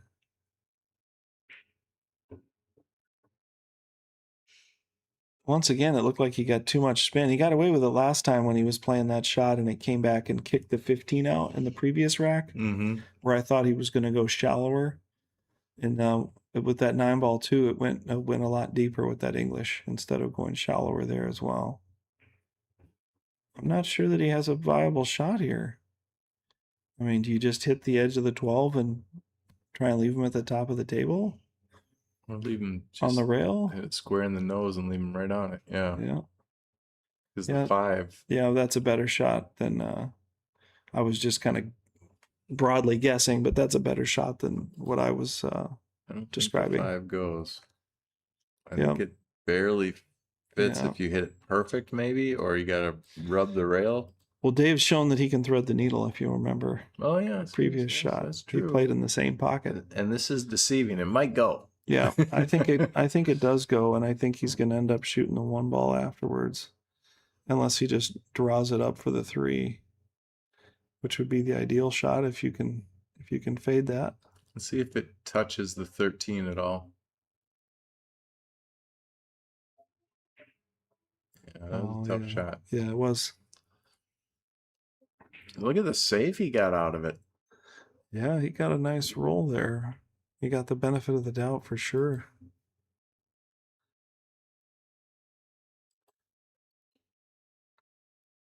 And Garrett's like, what is going on? I think Garrett plays no. If it wasn't for the 7 ball and being able to reach across the table, it'd be nice to hit that 5 ball and spin underneath the 6 and just sit there. But that's not a viable shot. So he's gonna try for the breakout here on the 14-3. Just grazing the 14. Yep. Yeah. He left the 3. Yeah.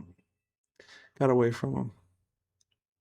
Frustrated because he didn't have a shot and he didn't. Yeah. The safety wasn't easy either. Yeah, he kind of got fluked with Dave's This is miraculous leave there. It's unfortunate. The midpoint of the set too, where Transition, momentum, shift. Yeah. Still got plenty of time. Probably an hour left. No sense in panicking. Yeah. You hear that, honey? I'm going to be late for dinner. No, it's already 8:30, but I think he's got a good opportunity to get out here. I mean, the 7 ball's not sitting beautifully. Watch the cue ball here. This is a funny route. That's a tight window. If he hits that, he's getting out. Yeah, if he hits that window, he's getting out. I would think. Could bring it under like this. Mm-hmm. Depends on how he hits this. Yeah, how much speed is built into this shot? You know, I mean, he's hitting probably half or about a third of the ball. Is he gonna slow roll it or pound it? It looks like he's digging into it a little with the draw. Yeah, he does. He's shown some draw proclivity. He seems to favor That's Oh, almost look at exactly that. like you, almost exactly like you illustrated it, only better. Yeah, he got the Luckier and better. He got the love rubs on both balls. Yeah, yeah. And he's got the 7 straight in or the 1. He's got options. I'm shooting 7 now. Closed circuit to Sammy. Looks like Garrett is using a Sang Lee Predator cue. Well, he's definitely using a Predator cue. I'm not sure if it's a Sang Lee or not. You'd probably know better than I would as far as what cue Garrett shoots with, since you're also regular here at Slate. But you might be right. I'll just go with you on that.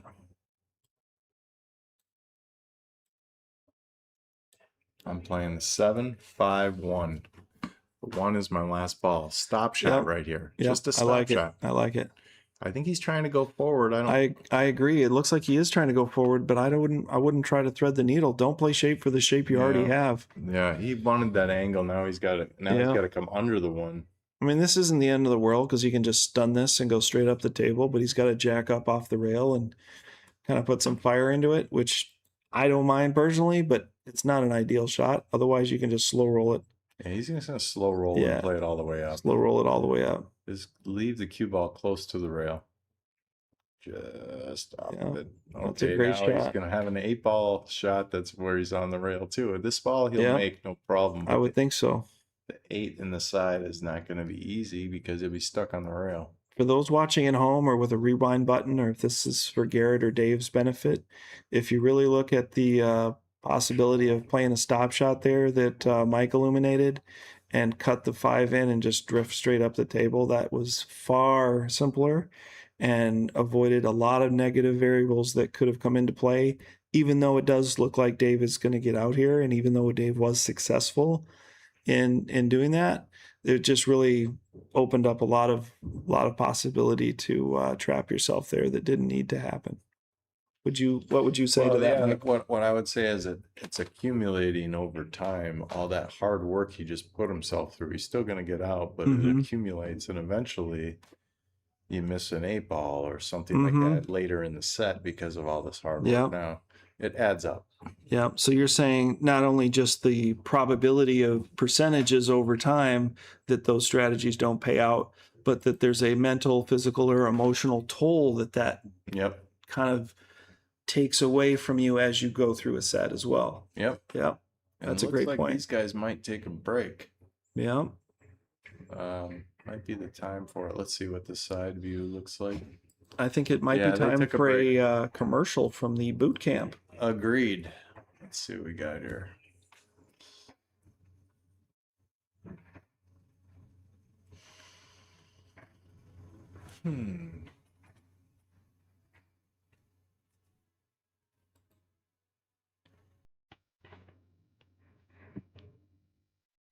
Demetrius Gelatis here with Minnesota Pool Boot Camp. We live in an age with abundant information about pool, but without organization and direction, it doesn't translate into bottom line results. I've been coaching full-time for over 6 years, and I've guided more than 200 students step by step to higher levels of pool.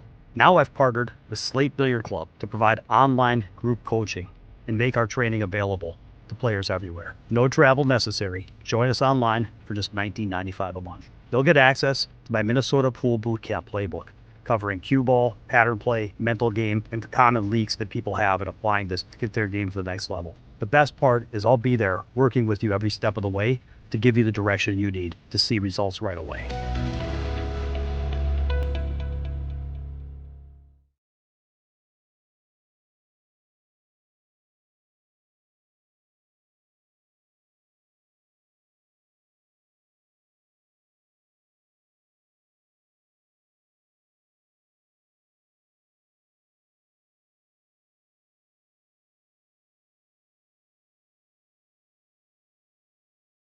There you go. And we're back from the boot camp commercial, Minnesota boot camp, Demetrius Gelatis. And our players are still on a break or smoke break, bathroom break, mental fatigue break, whatever it may be.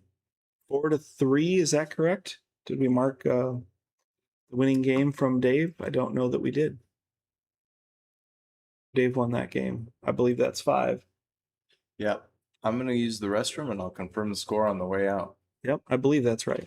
I think I got the desk mic working again. Is that Yep, right? should be up. Right. Scroll up. Yep.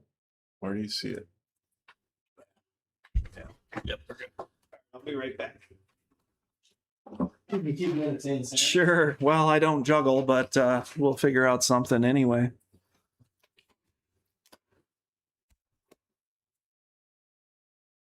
See if we've got some comments to catch up on in the chat. Sometimes when these guys play kind of fast and loose, and doesn't always give us a chance to keep up with the chat.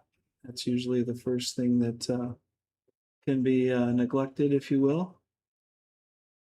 Saturday night in the city, so at least in the city of St. Paul here at Slate Billiards Club. If you enjoy the match commentary, or if you enjoy the quality of the production of the live stream, if you enjoy the 520 and under tournament format, if you're enjoying Garrett Bauer and Dave Ogura playing each other, or if you just like pool and want to promote pool, the long and the short of it is please like, subscribe, and share on all social medias so that other people may enjoy this live stream or watch it in the future on YouTube, our YouTube channel, Slate Billiards Club, where we archive all of the live stream matches that we have ever done, including this one, and the 2 matches that we'll be playing tomorrow as well. So we've got Musak Jeremiah. Hey guys. Thank you, Jeremiah. I give Jeremiah a hard time because he has his name on the back of his jersey the first day I met him. He's a Slate member here as well. There's a comment about the Scorpion. Yes, he's Johnny Archer has definitely been in the social media sphere recently, following his match with I believe it was Gabe Martinez. Inside baseball, inside joke there for those of you who followed that match. Steve's lamenting his break. And there's a pizza waiting in the oven, I'm sure. You'll let me make a pizza for you. There you go. Well, looks like Dave has returned to the arena, and he's preparing to break as he won the last game. I believe the score is correct at 5-3, but I'm sure the folks at home will be happy to chime in. We don't have their flip boards on camera, or they've been replaced in a different position. They used to be on the right of our screen there by the 2 potted plants on the natural wood plank shelf there, but it's been moved, so it's no longer there. Dave's breaking here. Let's check his cue ball control here. Looks like he put a little more power into it there. Didn't get the pop, but he definitely got the stop, which is the primary of the 2 priorities there in the pop and stop break. He's been really breaking quite tremendously and very consistently with that technique. He's clearly been working on that, and probably appears, at least at this point, to have mastered it for the time being. I think Steve is taking notes, in fact, on the pop and stop break technique, which he's hoping to implement tomorrow. He said his break has been something that he's been lacking a little bit. So Dave's surveying the table here. He's looking at his best options. And, you know, again, with that pop and stop break there, that controlled cue ball break, he's going to have the best of it more often than not when it comes to selecting stripes or solids on an open table here. Another great benefit of Was that his break? that technique. Yeah, that's right off the break. Solids here. He's out. Yeah, it looks like he's got a nice window here. Well, he's got to solve the 3 as quick as possible so the 2 can go. So he wants to get that 3 as soon as possible. I wouldn't mind shooting it right now. He's thinking 1 ball, though, because that's why he went down there. Yep. I'd be trying to move the balls in the middle of the table, the 5 or the 6 personally. Those balls can be troublesome, but you know, he can certainly move the I 1 agree. and then get to the 5, 6. 1, 5, 6, and then the 3. Mm-hmm. Then you're leaving the 4 for the end of the line here. And I would have liked to play the 1, you know, and then maybe the 5, 6, and the 4, and then finish the game from there. Looks like enough angle where he's going to bump the 6, so he might have to shoot to draw back for the 4. Mm-hmm. He's going to go a different route. 4 anyway. He's going power draw. That's his move. Yeah. He's shown several power draw strokes in this match, and I think that's that's his favorite club in the bag, as a golfer might say. But he's got a big draw stroke, but unfortunately, it didn't. He didn't tame it quite enough. Just got a little overindulged there on the stroke. Yeah, I liked him the very first shot. I liked him shooting the 3 ball right away. I didn't want to be accused of the commentary curse, which we all know isn't true, but boy, it sure does seem like it sometimes. Is that the last time he was at the table with a wide open table where he was certain to get out, he managed to not do it. And so I was hoping that this would not be a repeat of that event, and it's in danger of happening, unfortunately, once again. He did play a great break and run out right before that game, but when it looked like it was going to be 2 in a row off of 2 great breaks, he faltered with his cue ball control and some of his pattern selection. Did you already answer that? I did not. Yeah, looks like... Yes, that is Sam Howell. The One Vang family. Oh my goodness. Did you just see that shot? That is me, the One Vang family. Thank you. Yeah, that was a great shot. Let's watch it on the delay here. He's froze on the rail right next to the pocket. He shot the and 6-3 he smoked the 6-3 combo, and he made them both. Yeah. Well, when you can shoot like that, why worry, right?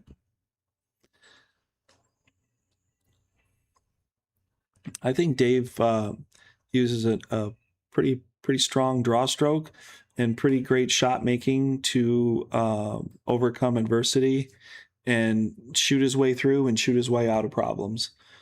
He wants to shoot this, but watch what happens with the cue ball is going to come off and hit this 14 or the 8 or the 10. So yeah. I think this is going to be some random cue ball position here. Went right through that, and now he's stuck. Yeah. I mean, tough one. He actually could have gotten right back through there and back on the 5 again, which he very nearly did, which would have been a great shot. Don't get me wrong. But again, the 8 ball still has to get played. So even if you did get clear there, I mean, I'd love to have the chance versus not having a shot, but it seems the 8 ball position would have been dubious at best, even if he did clear that. Little right English here should check it up. Yeah, he needed to check it. Yeah, he needed to check it with inside on that angle. Okay. Well, you know, valiant effort, great stroke, great shooting, but he just got himself into a trap there. What's your order here? Let's see if you can peg it off perfect. Well, I think he's not worrying about any safeties. If he's shooting the 14, he's not worried about any safeties. I don't know that I would shoot that ball first. I would probably try to, let's see. I don't know. I might shoot the 11 ball. The 11, 13 are a problem, aren't they? Yep. I mean, I feel like you could shoot the 13 ball and then get into the 9 and the 12. That might be a little more simplified, but I wouldn't mind even just shooting the 11 all the way up in the corner and playing from there. If the cue ball was right here after a stop shot 14 in the side, can you see the 13? I think you can. Oh, So excellent the point. 14, 13, then the 11. Yep. Not a bad idea. That's a tight window, but I mean, I think if it's cue ball in hand, that's the time to do it. So I don't mind this. I don't mind 13-9 here, which I assume he's going for next. Yeah, he's walking the table. He's lining up for the 9 for sure, which I like, walking the table and seeing where you need to be. And then it's just so much easier to land on a spot when you know exactly where it is and the angle of entry that you need rather than assuming it. Well, he's going to be awfully straight if he comes over here. You almost want to be under it. Yes, Yeah, he so is these under are it. under it. Okay, good. Yep. And now the 11 ball's a good ball. And like I Think he's said, going to miss the 12 and go up for the 11. well, if he has top spin Like on it, right here? he might hit the 12. There you go. He changed it. He cues up in one spot and then he doesn't seem to hit there. So I'm kind of misled on occasion. Okay, now he could start playing for the 14. Go over and up for by the 10 ball. Mm-hmm. 10, 14 would be next. Yep. I like getting this 11 ball out of here. He's going to be playing best ball here on, He's in between a little. yeah. He wanted to be right here. Yeah. So he could just get a stopper on it. But like I said, he's going to be rolling off the rail and playing best ball here. And that's what he ended up doing, is playing the best angle that he was left with. It's going to make his out a little tighter because I don't think you want to play 12, 14, 10 here. He is though. That can be a little tight. He needs his cue ball right here, and I Mhm. have a feeling it's going to be underneath a little, so he'll have a cut shot. Mm-hmm. Let's see. Oh, he pounded it and got back to where you wanted to be. Yeah, That was a nice recovery. So he's playing. Is he going to play the 10 and then the 14 and then the 8? well, he got a little bit higher in my spot. But Yeah. now he's going to bump into the 8 if he plays the 14. Yeah, I don't see that happening. I mean, that's what he's going for, but If he bumps this 8, the 8 moves over with the cue ball. yeah, I don't see a He good. might get hooked on that 10. I don't see a good result here. Now, that being said, it may come out, with flying colors and beautifully, but I'm doubtful here.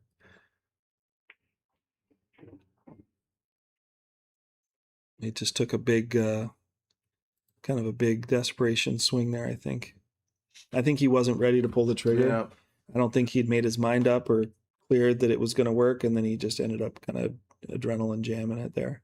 I don't know about you, but sometimes when I'm running out and I'm working that hard to run out, Yeah, it's there's eventually catches up. accumulation. Yeah, and you mentioned that earlier with Dave, in his struggling but overcoming. Right. Just the amount of effort that it takes to get out of a rack when you're doing it the hard way and you're kind of trying to swim up a waterfall, is what I call it. Believe it or not, that is not Watch out! technically possible, but it is possible on a pool table to do that. This 10 ball is huge.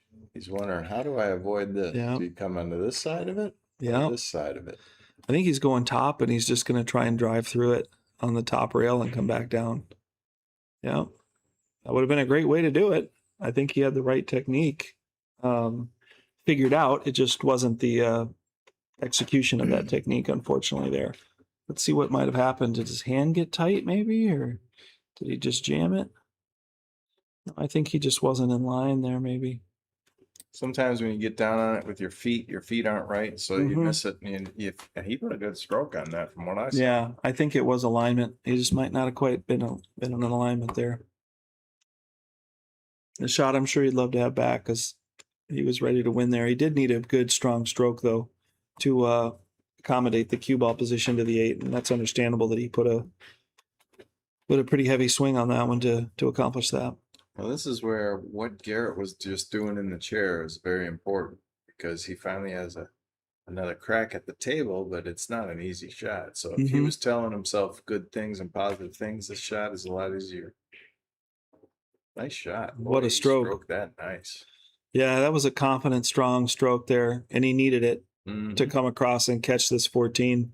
He might have liked to get just a little bit farther, but after the shot he just made and the way he played it, I think he's happy with this result. So his cue ball is going to go back and forth, and he'll try not to go too far back to center, so he has an angle on the 8. 1, 2. Oh, he thinned it. See, that 8 was going to be tough too. Now, Dave's got the tough shape, but he's happy to be at the table. And this was a thin shot, and unfortunately, if he would have hit it just a little thicker, he could have rubbed the rail and maybe made it. But he hit it straight down the table into the point. Garrett can't just string a couple of good shots together. He's got to close, and that's unfortunate because he has been stringing good shots together, but he hasn't been closing. Watch out, cue ball. He's spinning this. I think he's spinning this. He might go have on to the side top. then. He might go 2 rails. I called the 2 rails right there. Yeah, I didn't expect that he would miss it, but I did see the 2 rail scratch was a possibility. Looks like he no mid- English there. Yeah, he kind of mid-speeded that, kind of in between speeds, and I think that spin might have got him a little full there. But again, I'm going to go with alignment.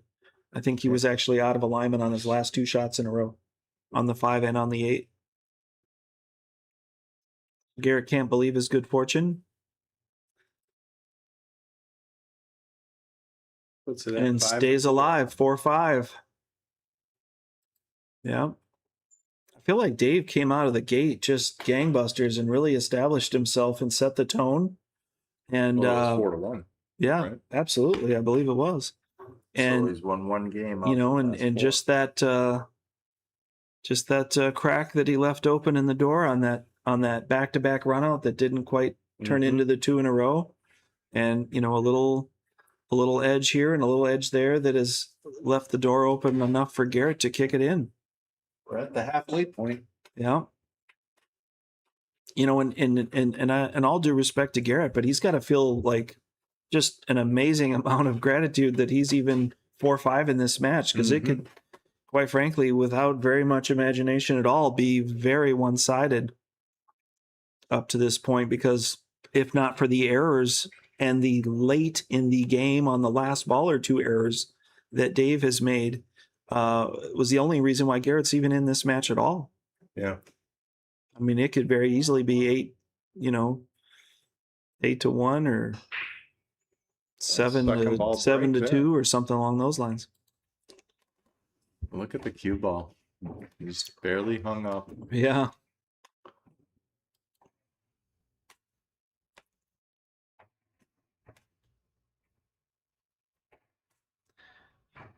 Yeah, it was unfortunate there. He got a kiss off the 6 and just left him hanging, but he's happy to be hanging rather than scratched.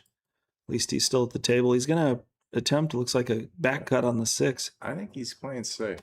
You're right. Yep, there's his back cut on the 6, and he's in the mix, but unfortunately he's too far into the mix. He's got a very tough lay here. It's a classic second ball break layout. I agree. I like the second ball break, and I hit it harder. But every once in a while, it does tend to gravitate towards the mean of clustering up. I'm not sure what to even attempt here. He's going to try to combo on the side, but it's pretty dubious at best. But there's no real penalty for missing, because again, with the second ball break, the tie-ups are definitely in play.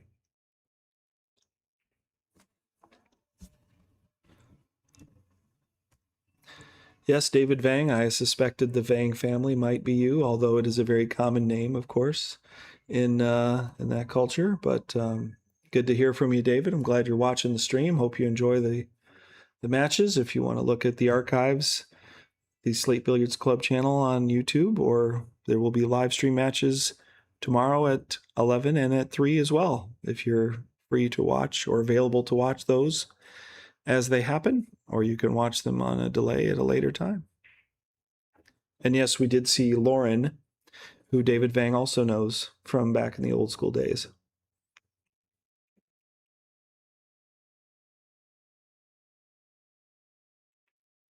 Well, he's going to try and get out here.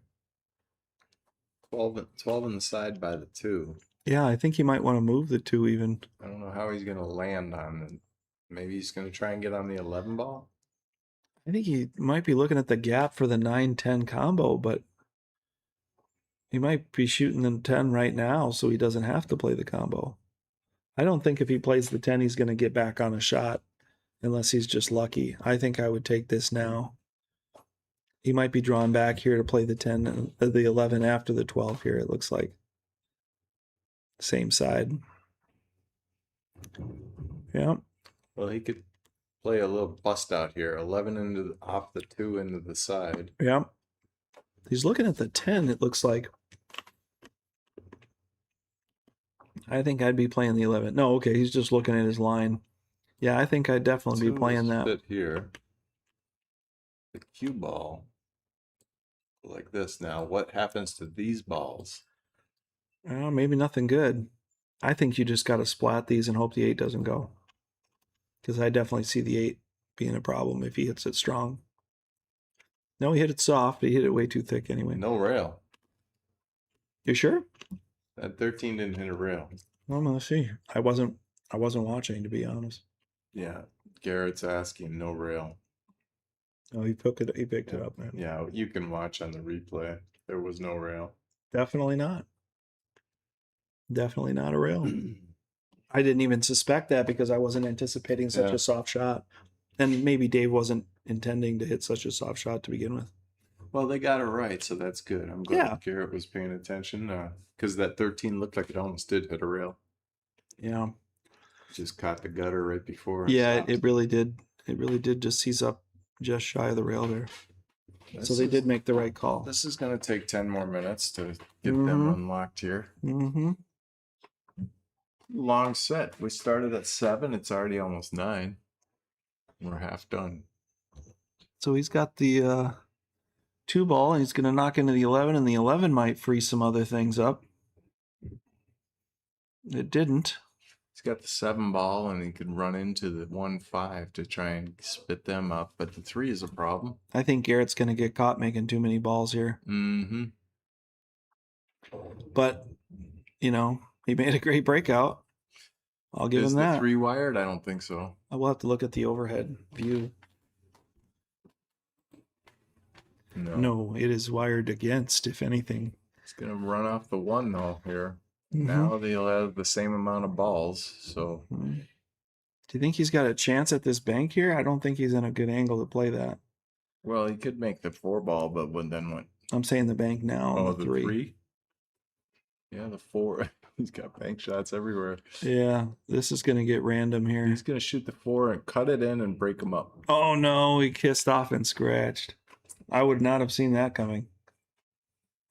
I mean, it's a good try. I like his thinking there. Yeah, I mean, he's going aggressive there. And I mean, if you feel it, you know, sometimes you got to go with your gut there. But I did think he was running too many balls off the table and was just kind of desperate to get out there. When, you know, when you come back 4-5 there, I feel like you're not desperate on the score. Even if you are playing the score, which we all know you shouldn't, I think I would try to grind it out there, you know, try and win a dirty one, you know. I liked what he was first thinking, putting his cue ball right here and then shooting it and coming up and breaking those free, that 13 ball free. Yeah. And the 9's waiting for you if you don't like where you sit. He could play a carom off the 7 here, or off the 3 rather. Shoot it in, and his cue ball is going to go like this and hit this.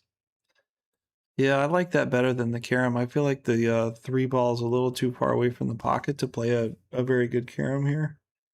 I would prefer to do the cue ball, but see what he does. Yep, he did the cue ball. Kind of got unlucky, and I feel like with that much power too, you kind of have to expect that arc is going to kind of happen there with the power top, just like it does with the power draw. It kind of arcs first a little bit before it throws forward, and I think that put his angle off a little bit more than he was expecting. Okay, so he said, "I'm going to just play safe." Smart shot, and I feel like that would have served Garrett better earlier in the match, in this game rather. You know, to kind of grind it out with Dave and get to 5-5 the hard way, if you will.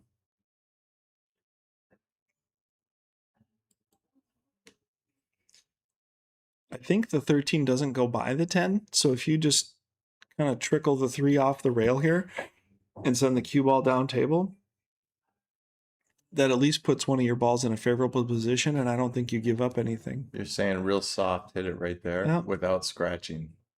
I'm not even saying real soft necessarily. But I'm just saying moving the cue ball down table because the 13 and the 10 are going to not open up. Oh. Okay. Even if you can hit the 13, you're not going to be able to make it. You know what I mean? So just get the cue ball and the 3 out of there. Yeah, just okay. So a little bit thicker on the 3. Okay. And then bring your cue ball Yeah, down and just here. wherever the cue ball goes, it almost doesn't really matter.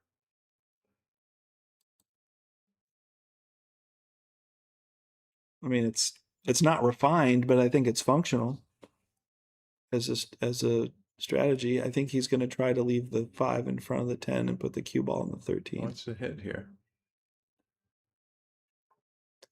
No, he kind of did my shot, only just straight on. The 3 ends up in a much more advantageous position for the future that way, and you don't give up anything. I'm not sure if the 13's froze to the rail or not, or the 15, whichever that ball is.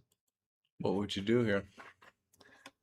I think I would put him underneath the 3. I would just draw out a little bit of side spin and put the cue underneath the 3 or into the 3.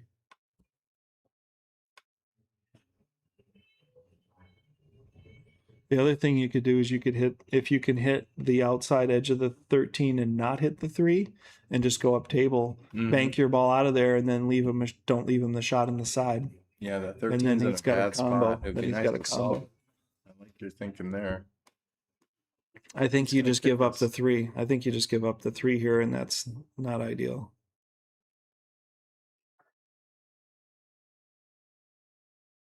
And no rail. No rail.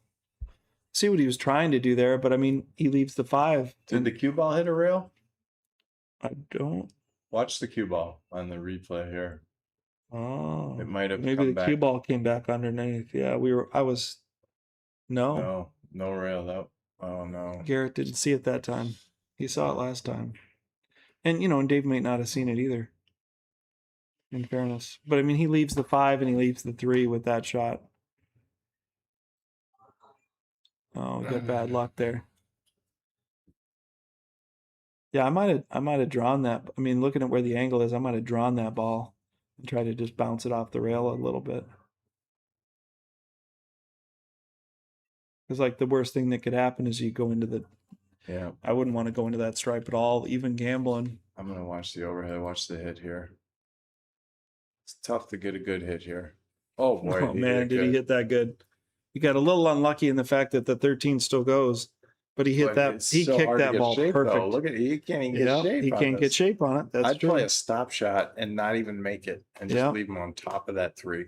Even a little bit behind it. Yeah, that kick shot was fantastic, Garrett. Just go doink You with a couldn't hit jacked that up any stop better. shot. Yeah. And the 13 ball would come down off this rail and just sit down here, try to not tie up the 10 He's ball. looking at that point. He's like, where can I leave the cue ball and not touch the 3? Because if you just nudge the 3, you might make it makeable. Yeah, you're right. Because that's what I'm saying. Don't even play to make it, because then you'll free up the 3. Yeah, exactly. No, I like not making it because I don't like the 10 ball. I don't like the 10 ball after you make it, even if you do. Yeah. They want to watch it. Yep, I'll leave you to it. I'll leave it on the overhead. Yep.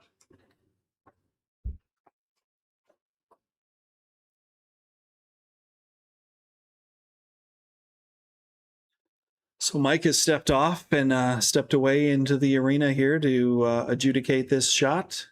It's going to be pretty easy for us to see on the overhead bird's eye view here, but I think that's the right call to have the official watch it rather than have any discrepancy. I think he's going to play it where it's going to be obviously clear. But I didn't think he was going to play it exactly that way, but that's very obvious. Playing it that way, but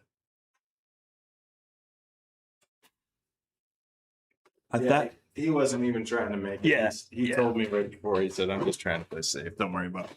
So believe it or not, he might be able to double kiss the nipple here and actually hook him on this shot. No. What? Yep. Is it Just like frozen? that. Just like that. Wait Yeah. a second. I called that shot. And Garrett hit it about as good as he could possibly hit it. Watch this on the Was delay. it frozen though? It wasn't. Must not have been frozen. Yeah. If it was frozen, that's a foul, right? Well, yeah, but if it wasn't frozen, it was a great shot. which it was a great shot. I can't say with this camera whether it was frozen or not. Okay. Well, But- they both got away with a foul this game. Apparently. Well, I'm not sure if that was froze. I don't know. Yeah. It could have been just, you if know, it wasn't frozen. it's off, it's off. It doesn't matter by how much, right? Yeah. So Garrett hit that perfect. That's and a he good hit that also pretty close to perfect. The difference is Garrett's ball's makeable. I think it is makeable. You look at the overhead here, it goes Mhm. by. No problem. Tough shot though. But Yeah, straight. it's a little bit of a tester, but you know, He's gonna feel like he has to drift his cue ball up to here to make an easier 8-ball, mm-hmm, which makes the shot, you know, mm-hmm, the 8-ball is gonna be tough if he gets down too much on the rail or whatever. Mm-hmm. Yeah, you just got to make this ball in the corner and roll it ahead. Don't spin it. Just See how top, his just stroke- top, and just roll it in with some top stroke. Oh, he powered it. Yeah, and I think he stood up on his stroke as well. And like you called it. I mean, he's going to feel the need to force it and to bring the cue ball out. And I think you unfortunately called that all too well there, Mike. He put a lot of stroke in there, and he looks like he had some body movement there too to kind of rise up out of his stance there when he hit that. Tough shot, you know. Yeah. Tougher than it looks. And this should be just a stop shot, but he can't stop it. He's just Yeah. rolling it. Yeah. Now he's got a tough cut. Yeah, that bounced off the rail pretty fast there. Now, if you look at this cut, he can make it no problem, but the hard part is Slowing it ball's down going in here. time. Now, Yeah. if he hits it with too much English, it could zip into here. What Definitely. he'd love to do is just come to here and back Middle up. and back. Yep. But as fast as these rails are playing, he might end up back into a bank shot again on the 8. Who knows? Looks like he's putting a little right on it.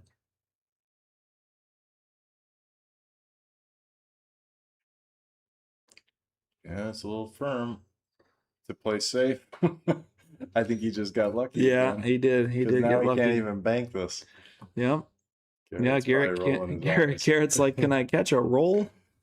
I mean, you know, Garrett's put himself into some spots, but he's also, in fairness, if you were just counting the rolls, I don't know that Garrett's got more than 1 or 2, and Dave's probably got 4 or 5. I think. Yeah. Not that there's an official scorecard on the amount of rolls that are gone one way or the other, but it kind of feels that way, doesn't it? It does right now in this game.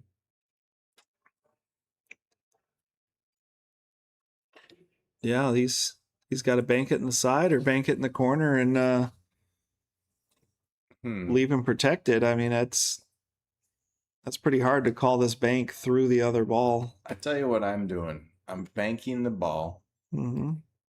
and I'm going to make the 13, and I'm Mhm. going to bank it at a speed where my 3 stays there, and my cue ball Mm-hmm. goes down here, so that the 8 is the 3 Covered. covers the hole for the Yep. 8. Well, he might have covered the bucket anyway. He didn't call 2-railer, did he? No, but he's covered the 8 Yeah, and the 13 here. good point. That was pretty fortunate. That was a roll. I think he might have played that, honestly. I don't think he necessarily played the 2-rail bank, but I think he played the cue ball there. I'll give Garrett credit there. I think he played the 2-ball or the cue ball behind the 8. Let's see what the spot is. To me, the spot looks like about right there. Mm-hmm. That might hit right here. But he's got to put a little left on it. Right there. Yeah. Just like, oh. Are you man. kidding me? Well, there's a roll that Garrett Yeah. didn't get. Yeah. There's the Yeah. roll counter. Yeah, 5-5. Garrett's, you got to hand it to Garrett. It would be real easy to feel like the world's against you and you can't catch a break. And every time this guy misses, he leaves me trapped. Or, not that those things are accurate in this match, but it's easy to feel that way. Yeah. And, and I'm going to hand it to Garrett that he's just really hung in there. He hasn't, sure, he's shown a little, tell here or there that it's getting to him a little bit. Like in that last one when he kind of Yeah. stubbed his toe there in the end and leaned over the ball. Like, I can't believe I left it here. But, he's held in there, and I'll give him grit points, for staying in the match at 5-5. And, nothing's come easy for him until that last shot was obviously a gimme. But, he's hung around in this match, and And Dave is kind of tripped over his shoelaces a little bit here from time to time and left Garrett chances to get back in the match. And there may be some fatigue factor too. I don't know what kind of schedule or what kind of lifestyle Garrett or Dave have, but at the 9 o'clock hour, there might be a little fatigue factor coming into play as well. Yeah, you think about this time of set, you get comfortable and you break a run a few racks. So we'll see if that happens. That's also true. I think Garrett's been here on some late evenings, so I think he's got to just be thankful that he's 5-5 and make a break for it, man. Let your stroke out and try and steal this match. 11, 15, 10. I'm going to come down and shoot the 10 ball next. Mm-hmm. I could see shooting the 12 is what he's kind of looking at here. I could see doing that too. But then it puts you into a combo eventually, I think, on the 10 ball, which you probably would not prefer. But if he can hit this 5 and play the 13 after the 12, I think that could work. But I do see your priority of why you want to get down to the 10. Well, that 12's a problem too. We got to solve it. So that was a good. I like that choice too. Then now the 13, like you said. I think he got just enough where he can make that 13. I could be wrong. And then the. But 14. if he can play the 13 now, that would be ideal. He probably would not prefer to play the combo. Oh, he's got his extension out, so this 13 goes. 13. I mean, you could play the 10-14 combo because it's pretty easy. Pretty lined up. Yeah. But I think he's going to shoot the 13 because that's even easier. Yeah. I like the 13-14 here. Boy, that's really a long shot, believe it or not, on a bar table. Yeah, with the full extension on. Yeah. He's come up a little thin on the 14 there. I think he wanted to bounce. He wanted a little bounce there. So this is going to send the cue ball up table. And there's really no way to avoid it. He can maybe use the 3 as a stopper here. And then shoot the 9 past the 2 ball. But that's really kind of asking for an ideal situation there. I don't know if it'll work out quite that perfect for him, but I think that's the position he's in. I mean, that's the lot in life he's got is to play this 3 ball as the stopper here. Cutting the 14, hitting the rail. Oh, he just really fulled it. I didn't realize he could hit it that full. He's in a bad spot here. Yeah. I don't think that 9 goes by the 3 in the side. Does it go in the 8? Does it go by the 8? That's where he's playing it. Top side. You're saying right here? Nope. Corner. By the 8 in the corner. Gotcha. Okay, so he's got to get right here. Mm-hmm. Let's see if he does. Yeah, I really want to see Garrett finish here. Yeah, that's what he's lining up for. He put his cue down there. He saw his shaft. That's where his cue ball's intending to go. Just a little not enough short. follow. A little short, yeah.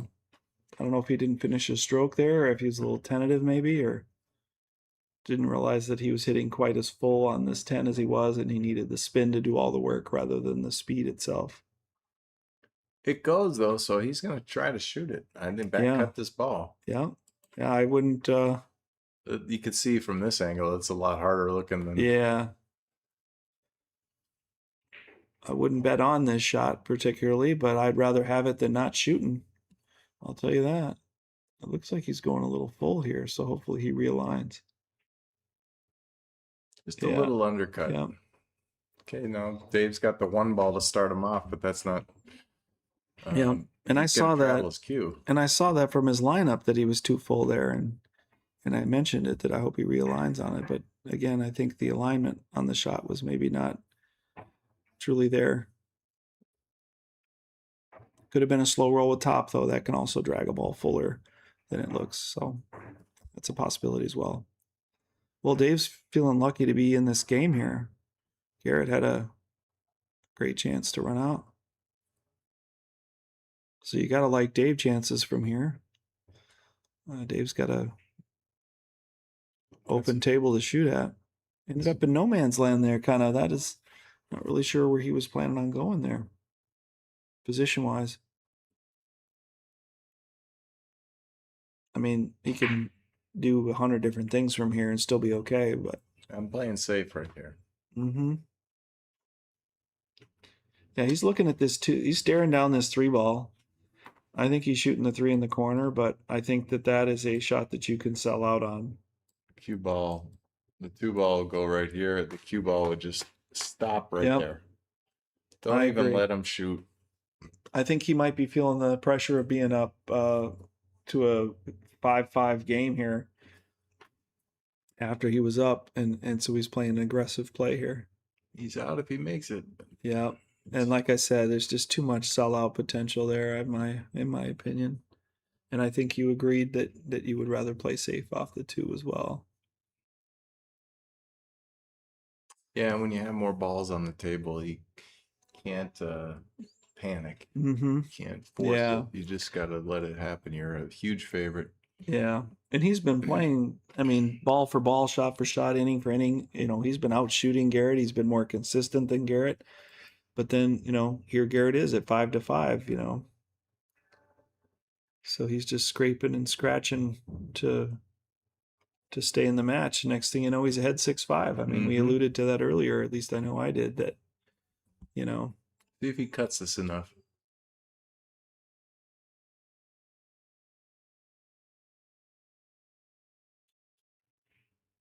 Dramatic pause for the 8 Yeah, ball. yeah. Well done, Garrett. Well, I mean, by hook or by crook or by any means necessary, Garrett has managed to pull himself 6-5. And no offense to Garrett, I don't know that it's been out shooting his opponent. I don't know that it's been out moving his opponent. It certainly isn't out breaking his opponent, but yet here he is. Yep. So hopefully he can take that momentum and take that confidence and, you know, maybe a little bit of instability and mental rattle that Dave might have, and use that to his full advantage here. If he needs a ball in the break and a chance to get started here. Trying to figure out that. I don't know if I can get it. The replay. Yeah. Oh, wait. Let's see. Remember that shot from earlier? Yeah. Okay, so I got it. The 3-ball. Now Yeah. watch it again. I'm gonna hit it one more time. Watch it go off the 3.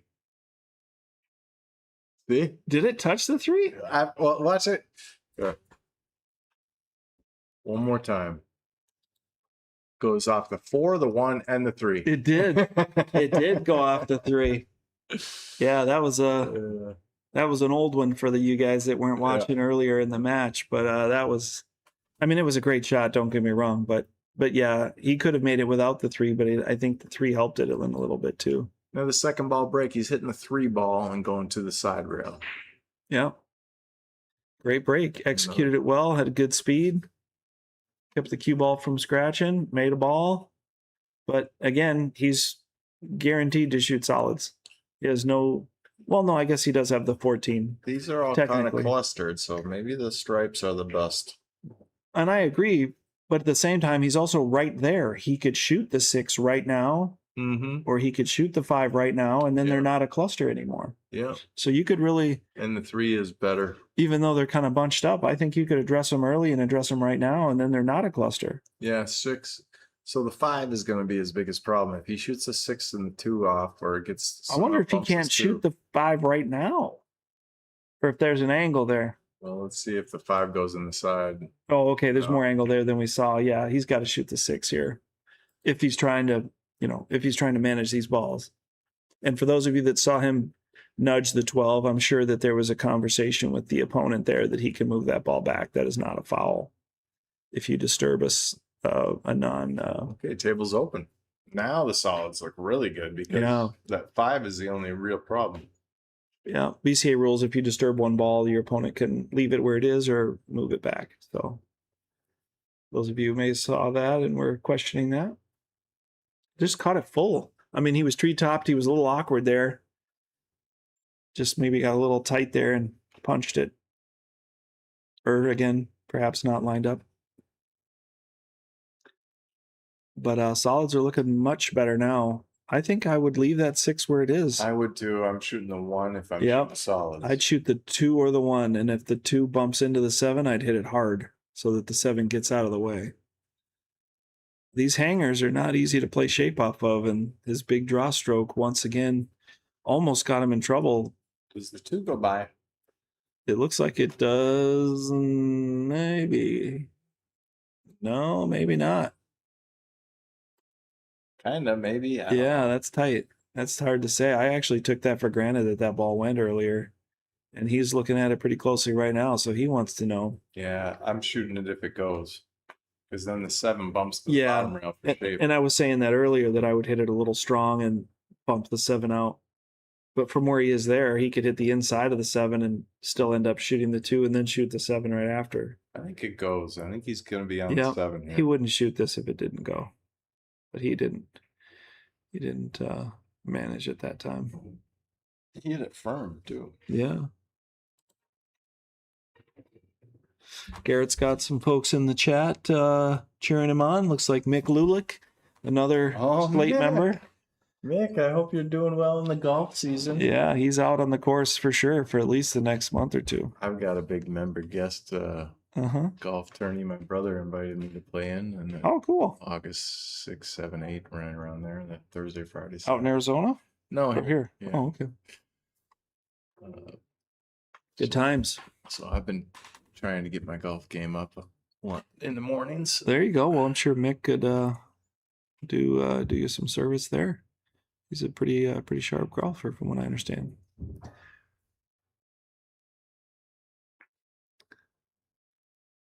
So he's got a decent option at solids at stripes here. I apologize, but the 12 is kind of in the middle of something there, and the 11 doesn't go either. And the 11-14 is not in a combo anybody's in love with. I think the 12 slips by through here, though. Mm-hmm. So this is the biggest problem right here. Yeah, he's got to get underneath. I don't think he's got enough angle to get underneath this ball.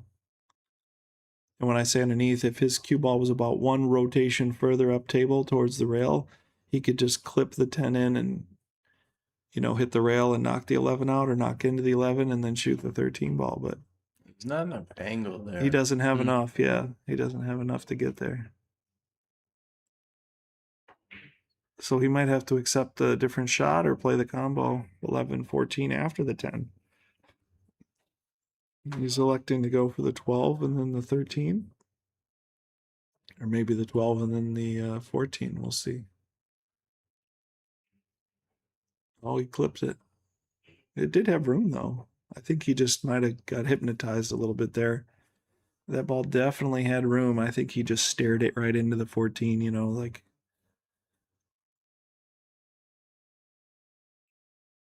I feel like that's how you're driving, when like the state trooper's right behind you, you haven't had anything to drink, your tabs are good, your insurance is up to date, but he's just right behind you, and you're kind of like watching the stripe on the road, and you just go towards the stripe, and now you're not in the center of your lane, and you get the lights cherries on, and it pulls you over and says, where were you going? You didn't signal the turn. It's like you kind of just stare at the stripes and steer right into it. I think he was staring into the 14 and just steered the 12 ball right into it because there was more than enough room to pass there. Gonna miss the 2 here when he cuts this. He missed the 1. I don't think he's paying for that, though. I think he's missing the 1, and he's trying to take over the pocket. I'm not sure if he was even trying to make that ball even. Who knows? I think Garrett's gonna solve this problem by just banking the 12 in right by his hand. That'd be a great shot. The 14's got to come out. What a shot. Oh, man. And he just redecorated, but it didn't help him. The 14's still a problem. Yeah, the 14's still a problem, and the 11 snugged up to the 3. So he really, threw caution to the wind there, making a great aggressive offensive shot. It just kind of went astray for him, and he's really doesn't have a lot of options here other than to play safe. 4 ball's still sitting there by the pocket. So, So the 3 ball's blocking the 11. The 4 ball goes. I don't know if he's taking that for granted or not, but Do you think Garrett knew that the pink ball was there by the pocket when he played that shot, or was he trying to get under this 3-ball more? I don't know. I think maybe he was just trying to solve that problem, and Yeah, just leave it. Let him shoot a thin 4 if he wants to. Yeah, it could be. I mean, the cue ball control is going to be a problem off of this 4-ball. Doesn't even look like he's trying to make it unless he's banking. Is he Well, banking the 4 here? everybody's instinct is to shoot the 4-ball, but why not Yeah, safe? yeah, he's banking. Now he's got to come with getting out.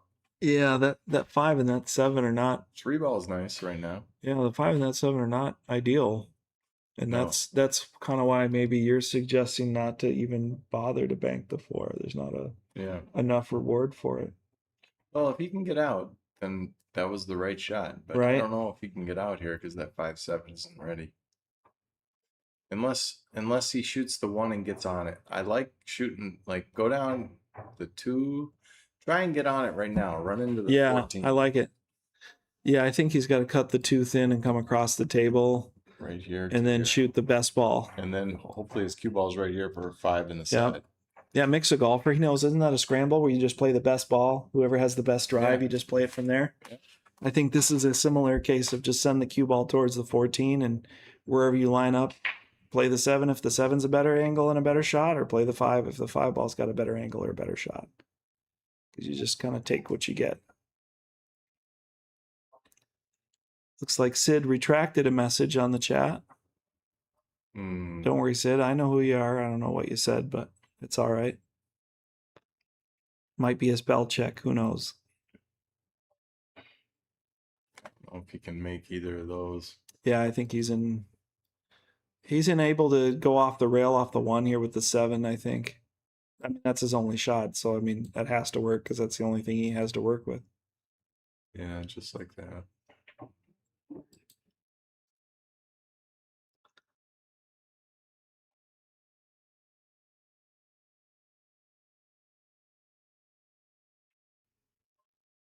Oh, he played the combo maybe there, or unless he mishit it. I think he was trying to do what we said. He just missed it. Yeah, that might be. Okay, so he's got the 13 in the side. His cue ball's going to zigzag up and Oh, down. yeah. He's going to travel. It's going to go, psh, psh, and then he's got to hope for shape, like right here on the 14. Yeah, this is treacherous for the cue ball. I agree. He's looking at the corner. I feel like that's a scratch, and I think he's figured out that he can't play it in the corner either because it's a scratch. Yeah. Watch this travel. It's going to travel 9 feet approximately. Mm-hmm. Yeah, his cue ball is going to run rampant for sure.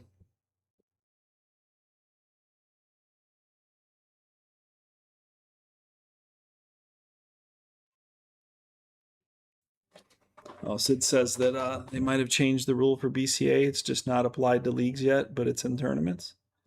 Oh, that's entirely possible.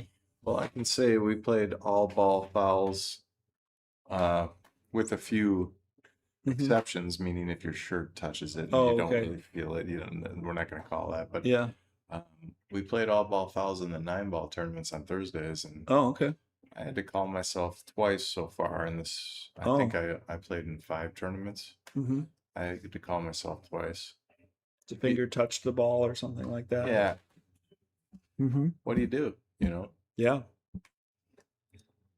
For years, you've been given a little grace, but it's better to play under stricter conditions or stricter rules just for the discipline factor of it. But yeah, that way, if it's a little looser, then you can be more comfortable. And if it's a little tighter, well, you're already used to it. And Garrett looked like he kind of teed off on that. He's just kind of ended up with these big strokes or these big shots, and he's just kind of cannoned them. The 1 ball is not sitting great. I take that back. I thought he hit that harder than he did. I take that back, Garrett. It doesn't look like he actually hit that one very hard, actually, upon further examination. You think he'll combo this 3-1? Yeah, I think he's going to play the 1 by itself. Yeah. He's going to play the 1 by itself. And for the 5 ball? I would prefer that. Let's see how smooth he hits it. No, ran away. To hold for the 5. So he could shoot the 5 anyway. If the 7 goes by, though, does the 7 go by the 14? Let's see. The 10? Yeah, Or I the don't. 10, I mean. Yeah, don't it's know if it tight. fits It in looks there. like it does. Looks like it might, It's so but straight it's that he really could do tight. it. Yeah, it's pretty I tight. might shoot the 5 instead.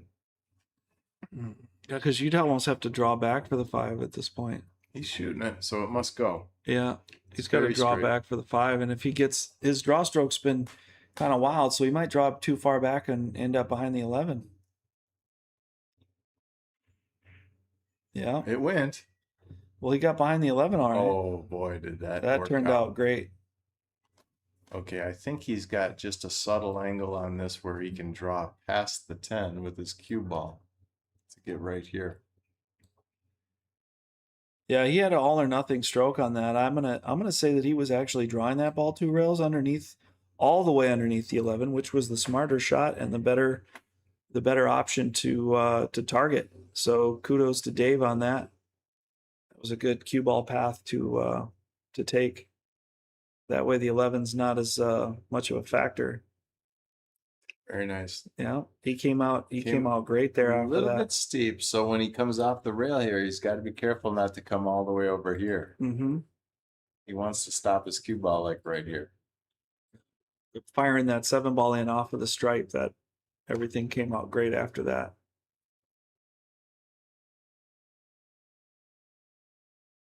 He's trying to baby this, I think. Oh no, he Back and okay, forth. good shot. Yeah, Good let shot. your stroke out. That's always the better option in my mind, is to let your Yeah. stroke out rather than to try and underhit it, and then you end up decelerating your stroke, and then that doesn't let you shoot straight if you do that. And, He needed a little bit of outside English to hold it though, so now he's got a tough little 8 ball. This is an important shot here. mm-hmm. Big time. A little bit of a tester. I think he makes it, but yeah, shot it well, shot it confident. Uh-huh. A little firmer than I thought he would shoot. Yeah. Well, I mean, he's feeling it. Yeah. I'll give him that. Nice shot, Dave. Yeah. 6-6. It's a race to 3 for the match. This is a single elimination format, BCA rules. The players have all put in $265 entry fee. 32 players, full field, has boiled down to the final 8. And our match on Wednesday eliminated that down even more so. This is our second live stream. We do live stream the final 8. So this is our second live stream of the final 8. And we will have the last 2 tomorrow at 11 and again at 3. So that will bring us down to the final 4. And semifinals will turn into finals. And away we go. Be sure to like and subscribe and share on all social medias if you enjoy this coverage and these live stream matches, the production value here, and our high quality tables for the 520 and under. Just a little too firm there. I think this table Mm-hmm. takes better break when it's nice and soft with this new cloth. Mm-hmm. It's only a month old. Yeah, he did hit that 2 one months. a little off center, and the side pocket just rattled him out there. That 12 was trying to drop, but he did amp up the speed a little bit on that one, and it might have been to his detriment. Whoa. Check swing from Garrett. He just wanted to make sure not to foul, and he's going into a breakout there. He's got to solve this 10. Otherwise, I don't know if he wants to make any more balls yet. Yeah, he's looking at a combo. That's hyper aggressive. I think he's decided to go against that and play a simpler shot. Wisely so. How's he going to get back down to that 10? Well, Does can that he even make the 10 right now? Does that go? Yeah. Well, that's a good question. I don't know if you Like, saw that. Look at it right now. I think he can make the 10. Oh, maybe he couldn't. Yeah, maybe he not. couldn't. Maybe not. Maybe not. Would you play the 15 here and knock the 9 off of the 7 as your next shot? You mean the 10 up? No, play the play the 13 or whatever that Mhm. is up there, 15, and then next shot shoot the Oh, 9. I see what you're saying. Shoot the 9 off of the Get the 7. angle on the Yeah. 9 from like right here. Yep. Not a bad Just idea. to play the carom straight Mhm. down. I would. I think he's putting his cue ball where you put the dot to play a breakout, Mm-hmm. and he's going to play the 9. And I think you should make the 9 off of the 7, and that frees the 10. And you work it out from there. Because if you hit the 9 off of the 10, I don't think the 10 goes anywhere good unless you just hit it hard. You're just knocking the 10 into the 2. Otherwise, if you're just, rolling it in. I might be talking crazy, but he could bank the 9 and shoot the Yeah. cue ball into him right now. I just don't like the breakout.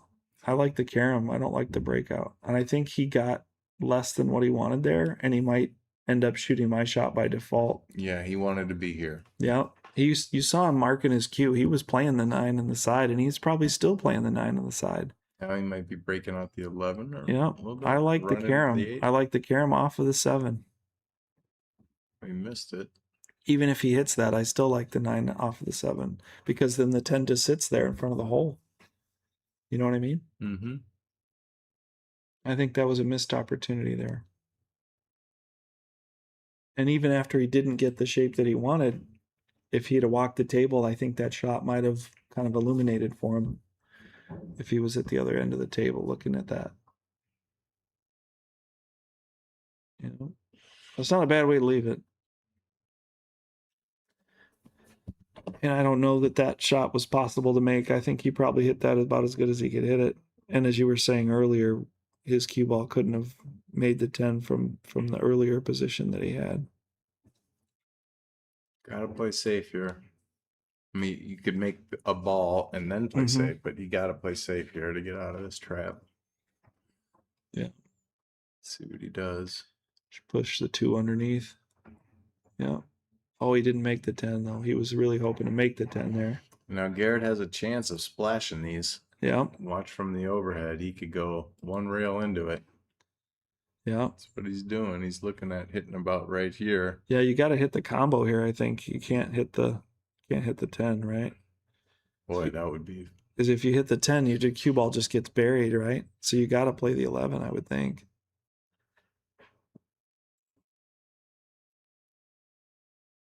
Oh, wow. How does that not go? That is unfortunate. I mean, he didn't give up the world, don't get me wrong, but you'd much rather that shot go. Now the safe's getting tough. Yeah. I don't know how that didn't go. Yeah, that's unfortunate. I'm going to say humidity. It's the only reason why that ball didn't go. I mean, it's not... I mean, you have to play the 7 here, don't you? And just put as much topspin as you can muster off of the rail there and just send it up table. If you make the 7, then play safe. Well, think On the about where 6-1 there. on the table the cue ball would be, where it'd be tough to kick those balls. Mm-hmm. And it's tough to kick them or to get at them if the cue ball is on this side of the table. Mm-hmm. So if he shot the 7 and played his cue ball down here, Mm-hmm. he'd have a hard time getting at these balls. Yeah, that's what I'm saying. He's got to get maximum topspin. But you're right, cutting it a little bit. But if he leaves the cue ball anywhere over here, he could easily kick at it and get, but he's going to have to hope on shape though, too, once the combo goes. Mm-hmm. I like even leaving the 7 there and shooting the 6 and playing safe behind the 1. Hit the top of the 6. Make the window smaller for the 8 and the 7 to block you. Yeah. Yeah. He called his shot. He called his shot, or did he call safe? Maybe he did call the shot and he's going to play. No, Garrett's back to the table. I don't like leaving it that close. I think too much luck can happen here that would go against me if he hits this top side of this 11. The odds of him getting shape after this are going to be difficult because of the way that 11 is positioned. Yeah, I saw him kick that 3 ball earlier as tight as he did against the rail. Remember that in the side pocket? Yeah. If he can do that, he can do this. And if he hits the top, the thin side of the 11, it can hang there. You know what I mean? Oh, it'd be great if his cue ball would hit the 2-4 after the 11. Yeah. Mm-hmm. Or even just, just hitting it thin on the top side there and leave the 11 in the hole. The 11 is, or the 8 ball's impeding him. Oh, I A didn't little see bit. that from there. Yeah, it does look a lot So different. it looks from like the his cue overhead. ball is going to come up off this rail. He could go like into right the here, 2. into Yeah, this. 2 rails into the 2. Oh, yeah. That's the double kiss. Yeah. You got the double kiss there, knocked him underneath the 11. That's pretty unfortunate. Now he's going to bury him with the save. Watch the hit. Mm-hmm. That was a good hit. Good hit. And he's left him no touch on the 2. If I'm correct there, I think he has to kick it, right? Doesn't look like he can touch the 2. Yeah, all he has to do here is kick the 3. Yeah. Slow. I wouldn't touch the 2. Yeah, ideally. I'm just saying that he can't hit the 2 directly. He's left him close enough to the 11. Right, right. So he did successfully. He must have left him enough. He doesn't want to kick that 3, but I would kick the 3. Mm-hmm. He must have a shot. Yeah, he must have had a shot at the 2 there.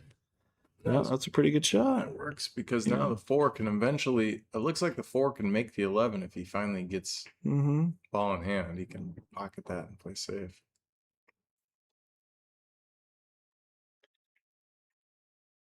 So I don't need you got to hit this really good. And I think Garrett can do it. I think he can catch a little spin here and just double kiss the 11 and just sit on it. Oh, just a little bit high. Mm-hmm. But again, this is a chess match here. Make the 11 and stop shot. Yeah, leave him on the 8. So you just leave your cue ball right here. Yeah. Make the 11. Mm-hmm. Combo. Yeah, I agree. Leave the cue ball right on the 2 there. I don't think you even need to play any kind of aggression here. Just leave the cue ball on the 2. I would coast my cue ball forward so it is right on into the 2. Yeah. Then he's got to kick full table. Trying to draw it by the 3. Yeah, I'm not sure what he's doing there.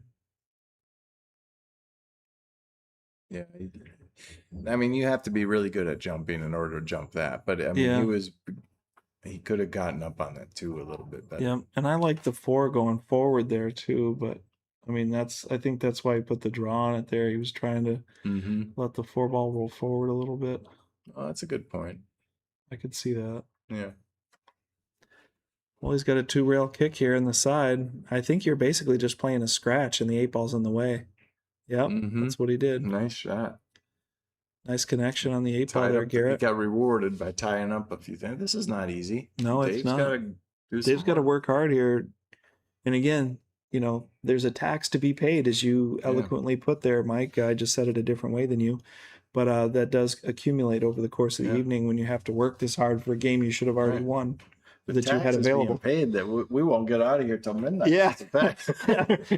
What about the commentary tax we're paying? Yeah, right. Much less the players in the arena here. But no, I agree. It's he's gonna kick in this 4. It's gonna be a long one for these last 3 games with this starting off. I think he's going aggressive here. I think he's going rail first. He's gonna make this ball. No, he's still playing safe. Now he can. He's still playing safe. I mean, to shoot that ball at that speed, he wasn't trying to make it with an offensive shot. So he can hit this. He can shoot it off the 6. He's going to play it off the 6 into the corner. So the 8 ball is going to hit the 6 here. I'll do it on the overhead. Yeah, the overhead. That would, in my mind, that's miraculous if that goes. Just because it has to travel so far and it has to back up. Yeah, it's kind of going against the grain. Yeah, put top spin on the cue ball so that the 8 ball draws off the 6. I would probably jack up on this ball. Oh, we got a secondary hit with the cue ball. Yeah. Oh, look at the triple combo. The 1 gets into the 1-3-2 there. And the 6 isn't a gimme either. I think he plays the 6 ball with a 2-way safety option underneath the stack. He almost got the cue ball to kiss that in on a double kiss. It sent it towards the hole at any rate. Look at Garrett's leg thinking. Yeah, yeah. He's feeling it. He's like, it's 6 Yeah. to 6. I got to win 3 games. Yeah. I only got to win 3 games. Unfortunately, so does Dave. Only has to win 3 games, but he's going right after the stack here and playing safe off of that. I don't know if I like that. I don't like this the thin hit and the speed control required here. If you hit off the 6, it's much easier and much more forgiving to play safe off of the 6 ball into the stack. And that has come to fruition, unfortunately, on that shot. Now, this is still a quality shot that Garrett's got to make. Don't get me wrong. But I certainly wouldn't want to give somebody this chance when I could have played a better safe. You see what I'm saying there, Mm-hmm. Mike? I mean, he had to hit that one ball so thin at such a distance with such a great precision of speed control and angle. I would have tried the triple combo knowing that my cue ball would have been closer to where the 3 is right now. Okay. Afterwards, then he wouldn't have had a shot. And 'cause then there's no both bank banks are blocked. Yeah. Okay. Well, that's a two-way aggressive shot that has a I payoff would've on called both the sides. triple combo. Yeah. And then if I got lucky and got shape, That's interesting. Yeah, because that does have a payoff on both sides either way. And it changes the game where that Kyle luster is still not there, you know, and the next time you do get an opportunity at the table. well, he's not cutting this. He should cut it. I agree. It's a very difficult cut, but he's playing it off the 1 into the corner. No chance. Yeah, but he got in the mix, and I can understand what he was trying to do there, is trying to get the 8 ball in the mix. Yeah, that was a good try. Maybe take over a pocket. I think he played at a good speed. The cut shot was tough too. Yeah, I get It might that. have been 50-50. Which one was easier? Yeah. You know, I get it. That wasn't a bad shot. It really No, wasn't, but It could have gone. Just had to hit perfect. Yeah, Just there like was- the cut. yeah, there was I think he was trying to live to fight another day there. And you know, and to be honest, he's putting the pressure on Dave. Yeah. Got to You play know. the 6, then the 2-1 combo. So Mhm. you see that line he wants to be on? He's pointing. He wants his cue ball right here. Yeah. So it's. I kind of like it right here so that you have an angle to come back up for shape. I'll be honest with you, I play the 1 ball right now. Play the 2-1 right now. Just me personally. Oh, he went after it. He's going for the 3 instead. He's going to save the 1-2 for last. I would never want to make a combo my last 2 shots. Unless, even if it was a hanger, if I didn't have to. Because it's just so hard to control that initial object ball and where it goes. And the speed that it goes there. Unless you're, you know, basically ball in hand, and even then it's not a guarantee.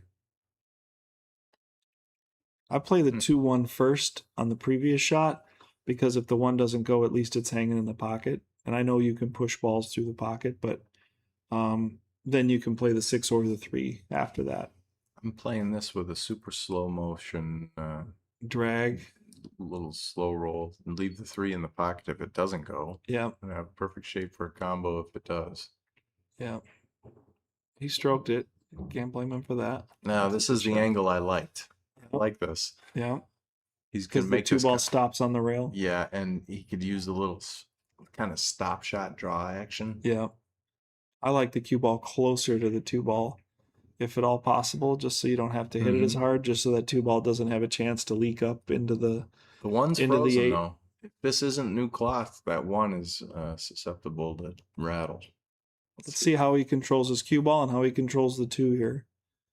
I think this is a dangerous position to be in. Very nice. He Very hit it nice. good. He's out. He controlled it very well.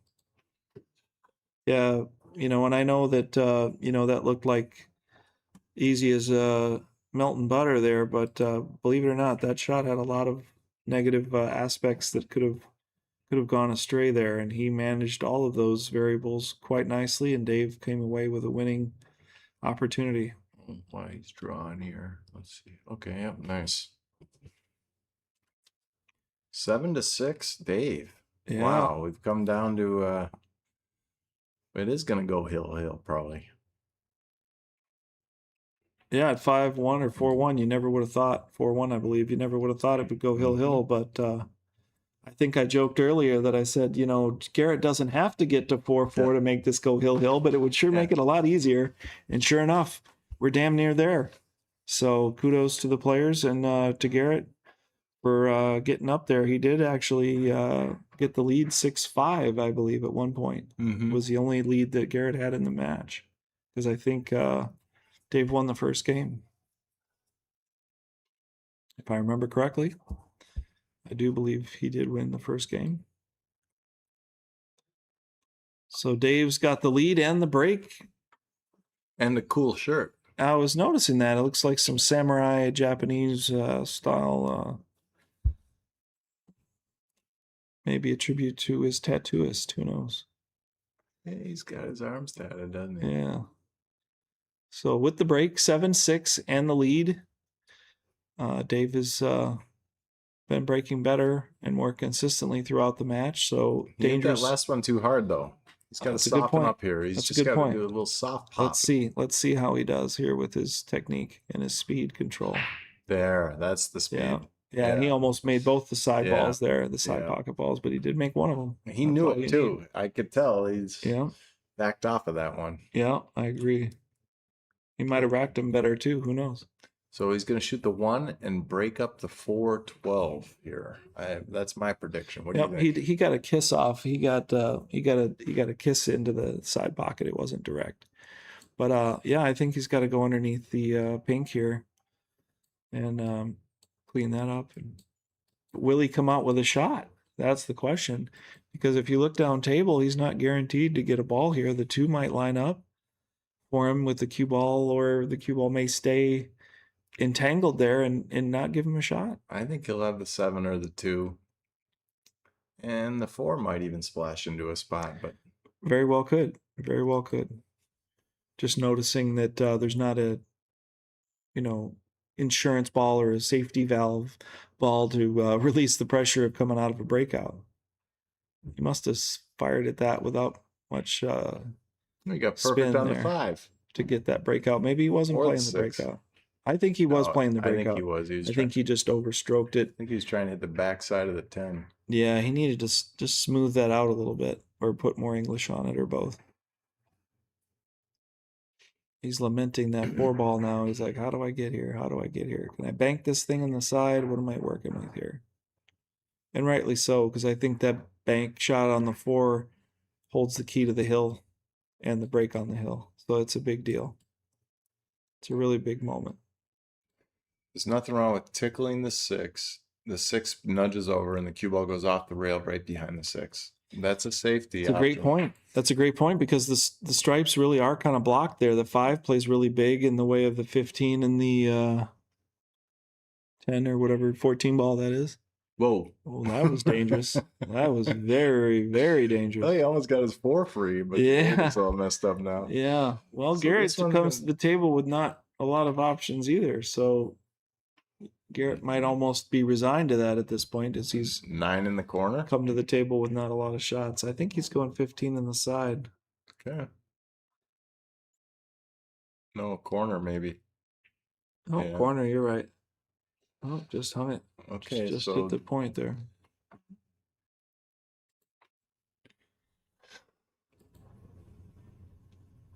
This is no picnic for solids here.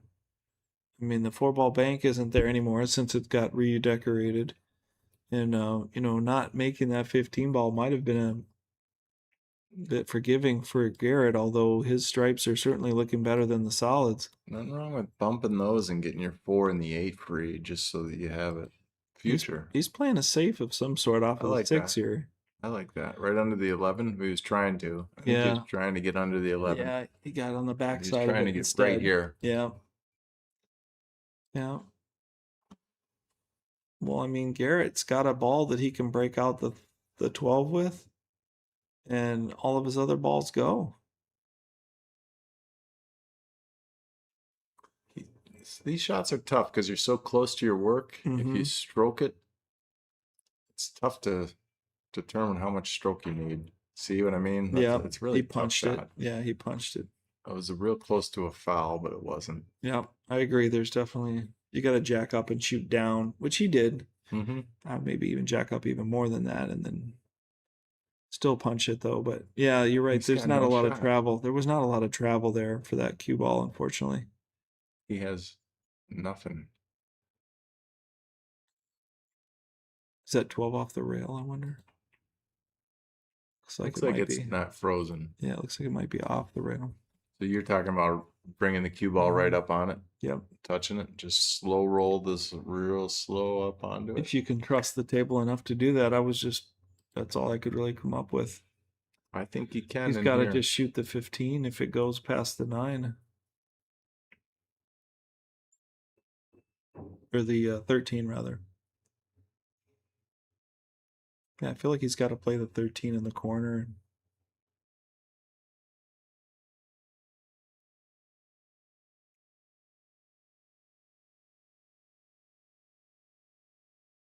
I mean, it's not like it's safe if he hits the 12. He's going to have other balls to shoot. And you really don't want to gamble with that pink 4 coming out free so that he can play that ball later. You can almost feel the do or die feeling he's starting to have, because this puts him like Dave on the hill if he wins. And it looks like that 13 doesn't go by the 9, so he's got to play a combo. That's not awesome to be looking that down. That's not lined up even. He's got to play a great shot to get that combo. He kind of got a little lucky there because the 13 and the 5 are kind of tied up a little bit close together there. And,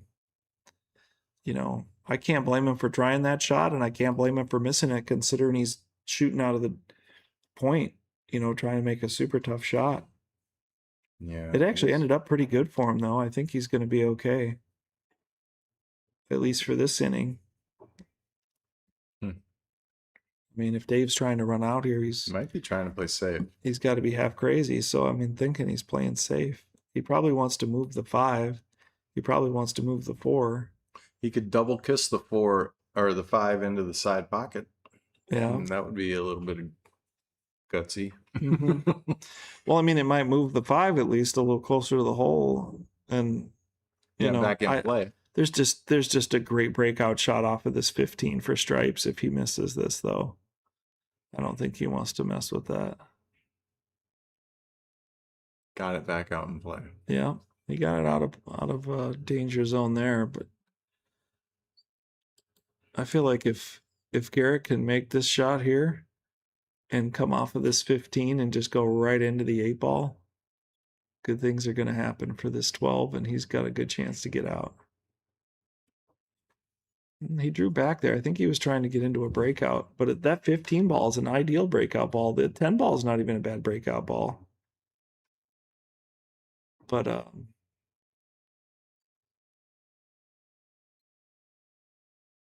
he's got I think he's got an aggressive puncher's chance here to run out if he gets clean with this breakout here. Is he back cutting the 14 to force the breakout? Yeah, he was. Oh, wow, what a shot. Oh, he's in a bad spot. Yeah, it didn't cooperate for him, unfortunately. I would just tap this ball if I can. If it's not frozen, or even if it is frozen, I would tap it with the cue ball and put him on the pink. Because I don't see the out here. Still making balls though, so But did you see what I was saying there? Yeah, he should have or he's kind of playing fast, running balls now. Yeah, he's fast and loose here. He's going to put a big top spin stroke on this and bend the cue ball around the 8 and into the rack, or into the stack, I should say, is what I meant to say. And he did that. He accomplished that. Yeah, now he's going to shoot this 12. Now he's going to shoot the 12 in, and then what's happening with the 14? Nothing. He's got to find a bank. The 10, you mean? Yeah. The 10, yeah. I think he makes this shot, and then he's just got to find a bank shot here on this next ball. Well, he was trying to force the cue ball out off the rail there. 5's a problem. Yeah. Yeah, I feel like he should have tapped the edge of that stripe and froze him on the pink there a few shots ago, because that was kind of, it was kind of doomed from the start there without the end. The end had to work out just so perfect, although the break shot was there. So what's happening is there's a lot of pressure and the thinking right now. All or I nothing. have no pressure on me, so I'm thinking, why Mhm. not shoot this 7 ball and just drift my cue ball down here? It's a two-way shot. I Yeah. got shape on the 6 next, and they have nothing. Yeah. All they've got is a tough bank shot on this, but they won't even have a bank shot if the 7 missed. You know, It holds up. He's playing the 2 and he's playing aggressive here. I like your shot though, because it might force them to clean up your problem a little bit. Same thing here, though. Now he's got the 6 or the 7, but he's on the rail. That's a Yeah. tough spot to be in. He's got to shoot the 6. Could you get away with playing the 4 here? That's pretty radical. I don't think I would do it. Play the 6 and bring the cue ball to right here.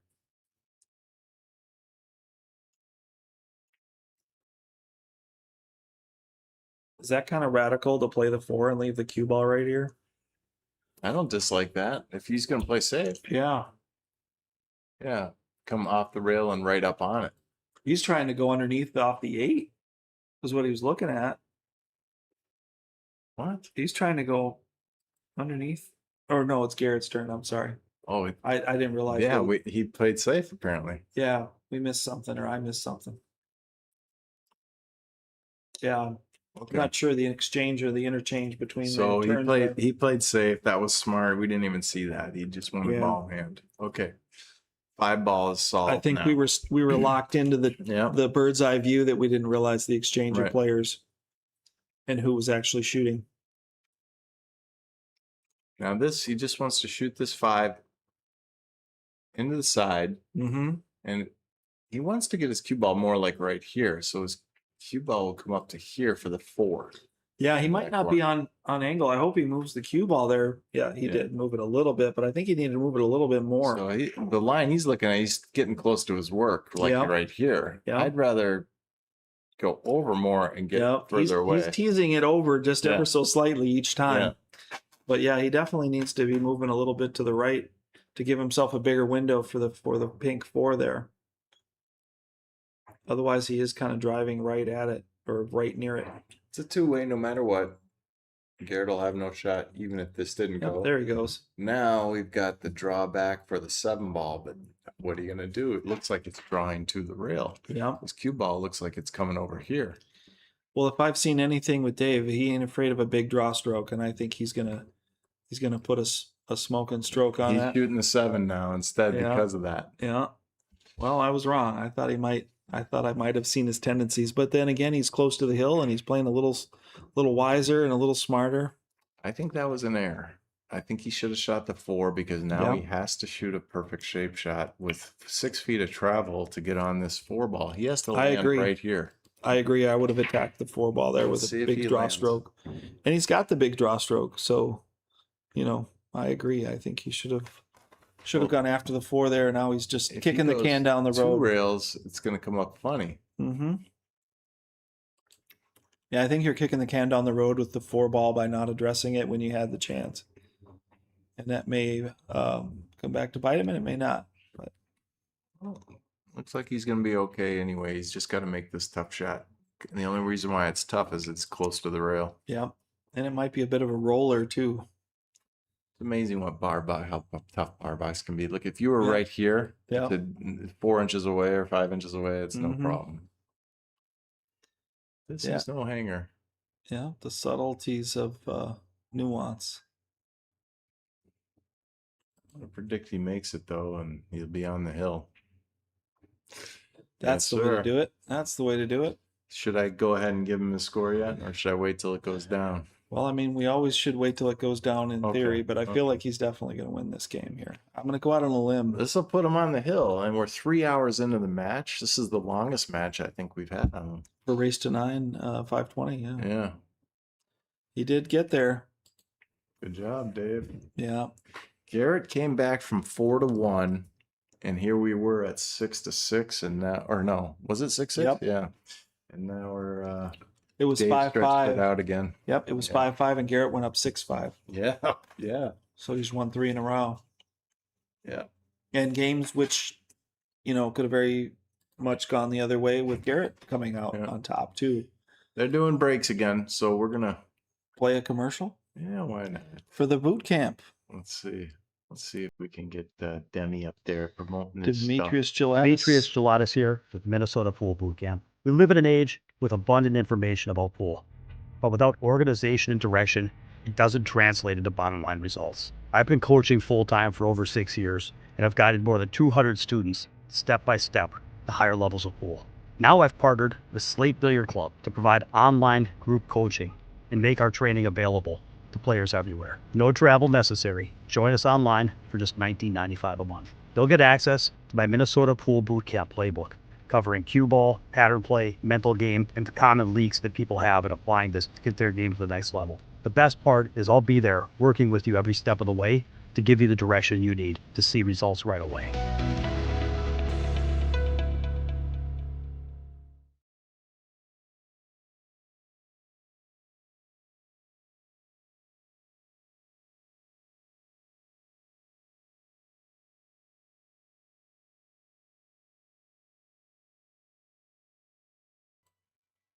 All right.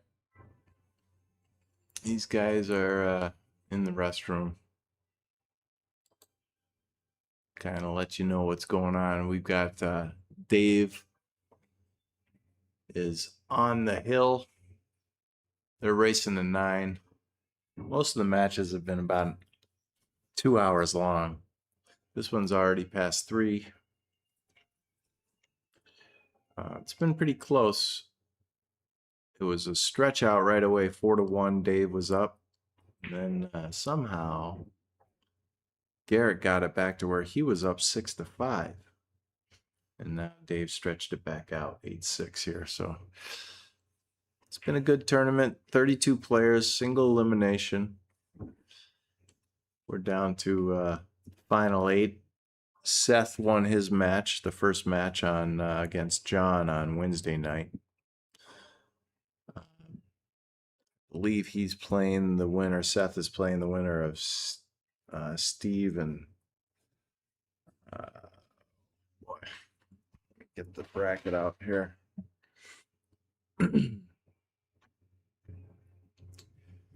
Steve and Lucas tomorrow at 11, and I'm going to commentate at 11. I'm going to go home, get some food, sleep, get up, come right back and commentate at 11.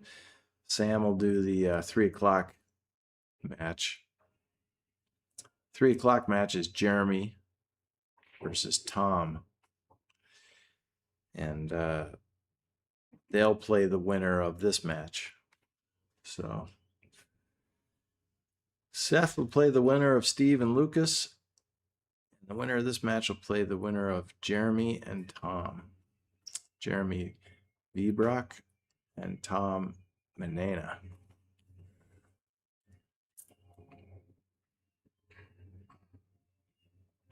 If you look at the road that these guys went through, Garrett had to beat Ken Homseth, and he also had to beat Joshua Johnson. Joshua Johnson, that's a good match. 9-5. Okay, so he got 9-5 against Josh, and then he beat Ken 9-6. Dave, on the other hand, his first match with Keith Stoltz beat him 9-7, and then he beat Jeff Markovas 9-4.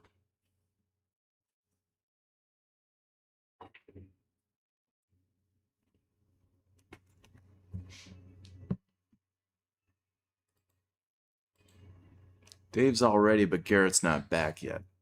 You can see Dave racked.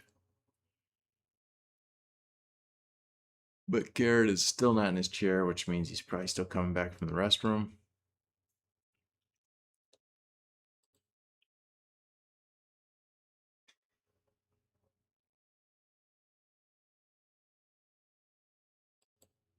There he is.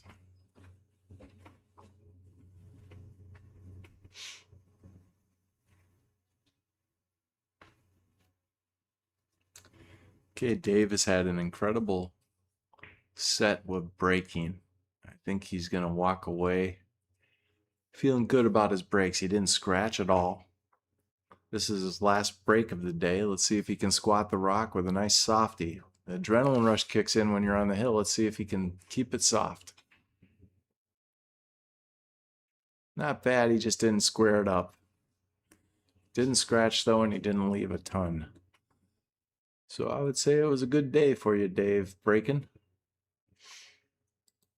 Now we're rooting for Hill, so let's see if Garrett can bring it back. Win two games in a row here to bring it to Hill.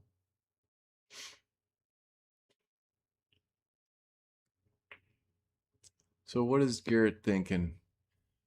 There's a little cluster of stripes, so he's probably thinking, I'm going to go for solids. The 7 ball looks pretty easy. He might not have a easy shot unless he stuns it. It looks like he's following. Yeah, the 3 ball isn't easy, and the 4 doesn't go. I don't know if he has a shot. Let's look at the overhead. I don't think he can see the 4. Maybe he can. Looks like he can barely see it. Huh. The 2 ball is very difficult because it's a back cut. It almost feels like you're going to foul with the 12 ball, but you won't. Tough shot here. 2 ball is not going to be, it's going to be in those, I think it's going to splash around those stripes. Yeah. Okay. He's okay though. The 3 ball is hanging.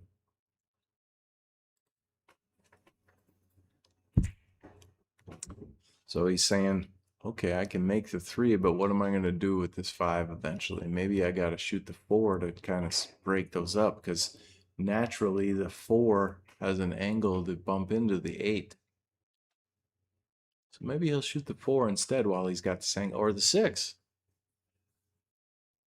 6, then the 4.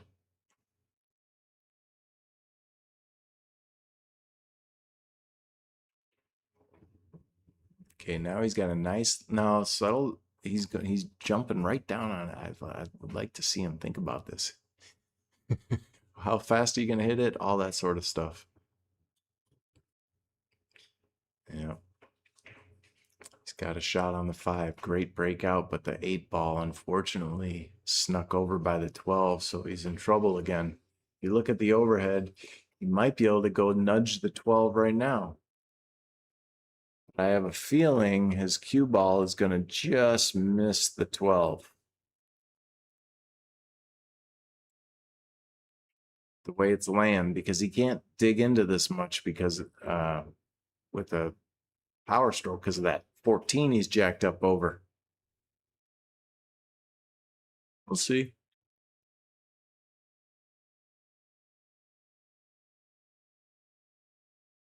I have a feeling he's just going to miss the 12. Yeah.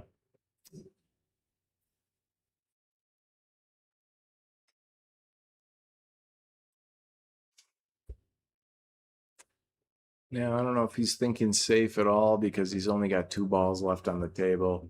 It might be in his best interest to put the 3 near the 8 by the side pocket, slow roll bank,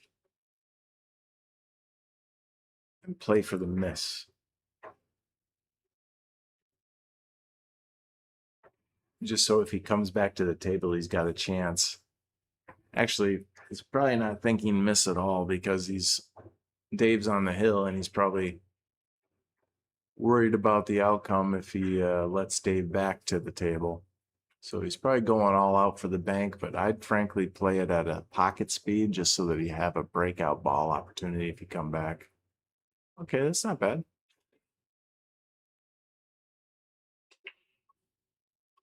It's basically saying, go ahead, Dave, see what you can do.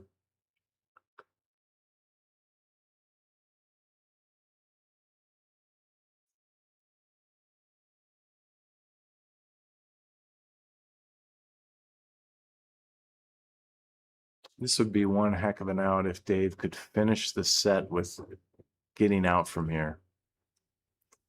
Odds are not that great because of that 12. That's why he's analyzing that.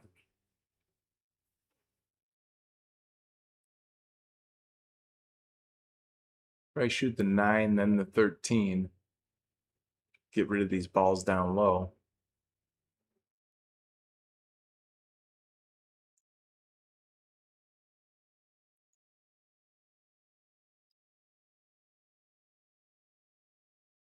Or do you play one more safe?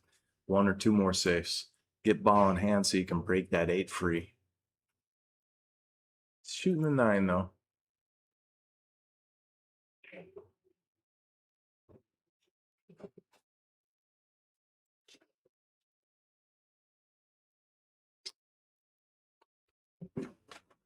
Well, Garrett had a crack at it at the table, Sam. Sam's back. Dave just got to the table.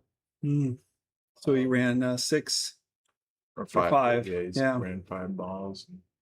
The 8's a real problem for Dave, so I'm Yep. predicting a safe coming up here, but maybe Yeah. he runs off a few balls first. Mhm. That 10 would be real easy to play safe on. Yeah, he's got the cluster up on the top left there. Yeah. I wouldn't imagine on the hill with Garrett being that close that he would tempt a bank on the 12 to, put his fortunes on that one shot. I wouldn't imagine he would do that, but I haven't seen a lot of banking just in general. I don't seem to recall a lot of bank shots being played except for Garrett made a couple. Yeah. One definitive bank, as I may recall, but I think Dave made one early in the set too, maybe in game 1 or 2. yeah, so there's probably only one bank, missed and 2 banks attempted, if I recall. Garrett's wasn't really much of an attempt. He was playing a 2-way when he played his shot on the 8, so. There's the safe I was talking about. Yeah. Now, if he can get ball in hand, the 12. So the beauty of this is Garrett's going to move the problem. The 1 ball's a problem. Yep. If he moves the 12, it goes. If he moves the 1, the 12 goes, which is why he's looking at the 3. He doesn't want to move the 1. He knows that enough. Yep. He knows well enough to know that's not the way to go. He's stubbing his toe there. That's his thinking stem there.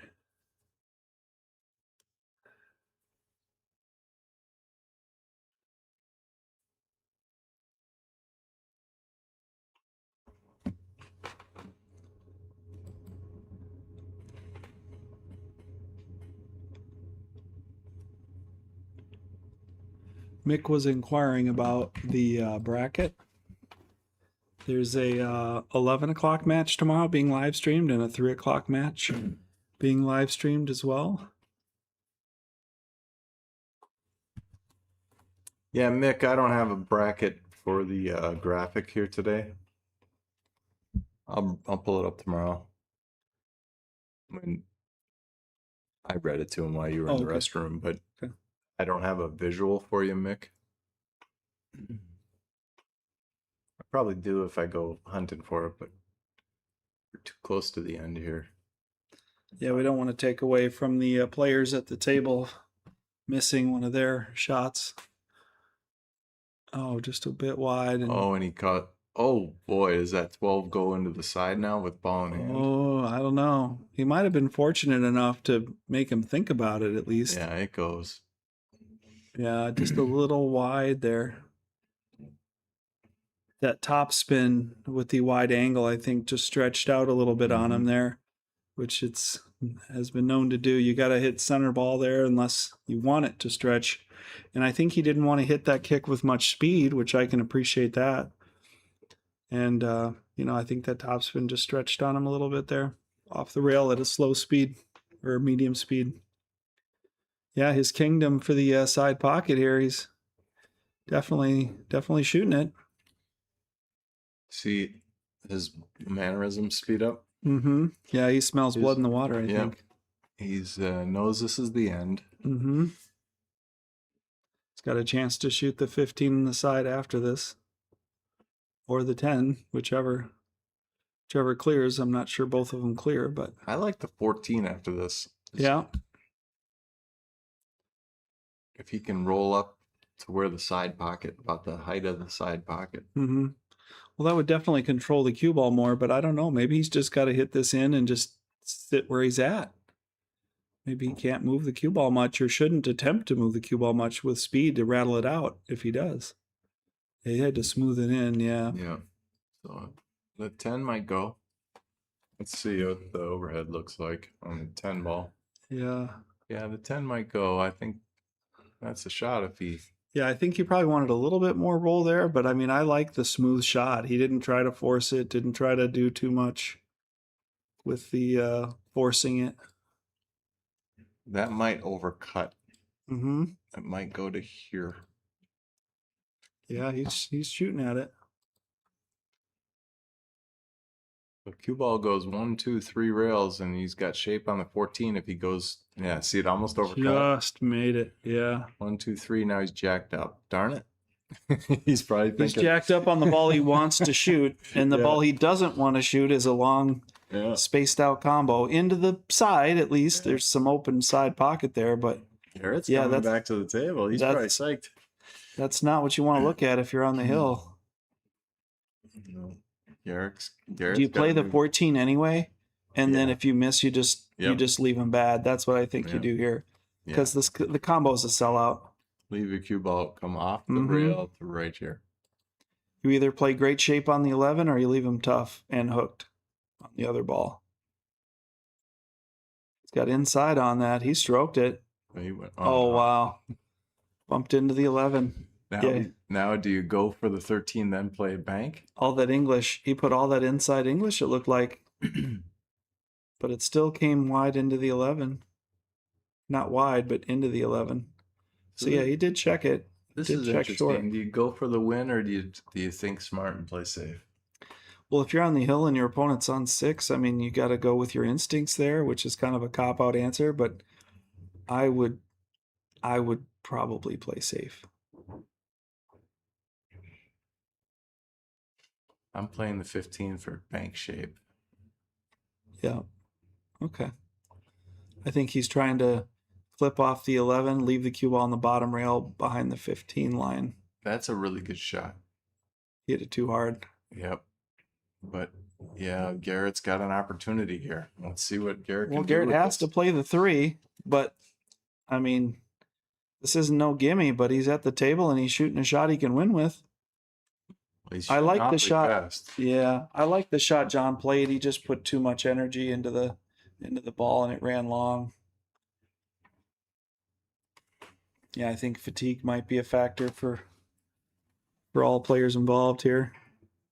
This has been a fun set to watch, though. I mean, it's been a Yeah, long one, absolutely. 3 hours and 20 minutes, but they both have had spurts of really good play, Mm-hmm. and it's never easy to play on live Mhm. stream in the final 8 of a tournament. You play different. Fair point. And you know, your best abilities and your best potential and your best decision making may not always be within reach or available to you in those circumstances, and those stressors are acting upon you.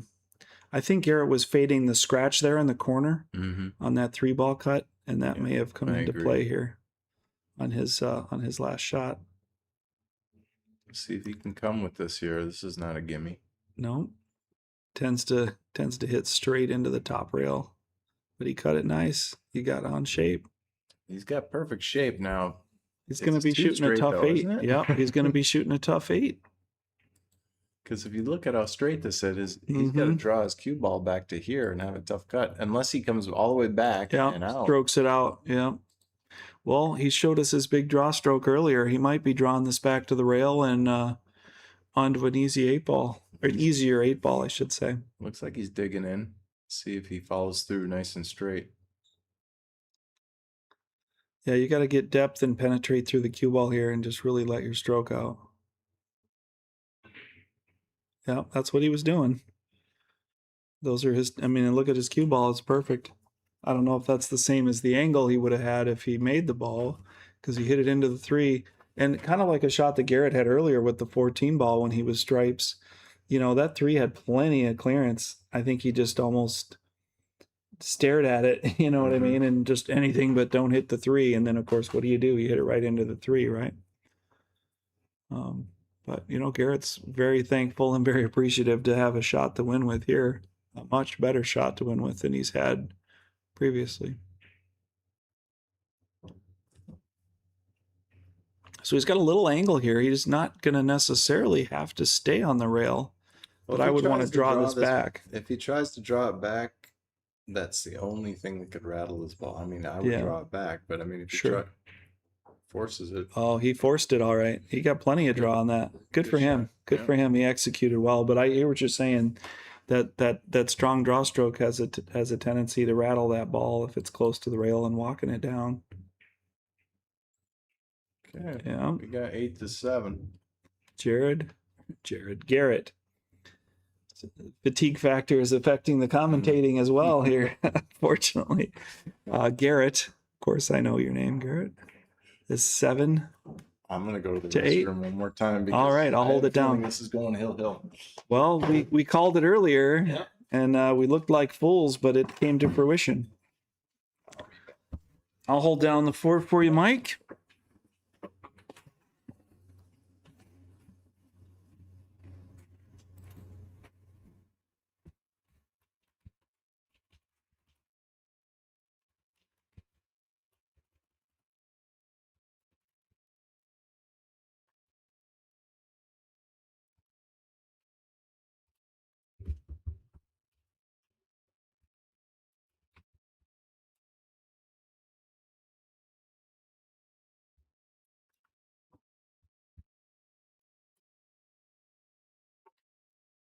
Just put a little note in the chat there. Will it go to Hill? Well, Garrett's certainly hoping so, and is going to do everything he can to squeeze this rack into a win that he's breaking from. He's been using the second ball break. Looks like he's going for a water there. A mini break, not an actual break. But could always refresh himself in the healing waters of Lake Minnetonka, but that's about 45 minutes away from here.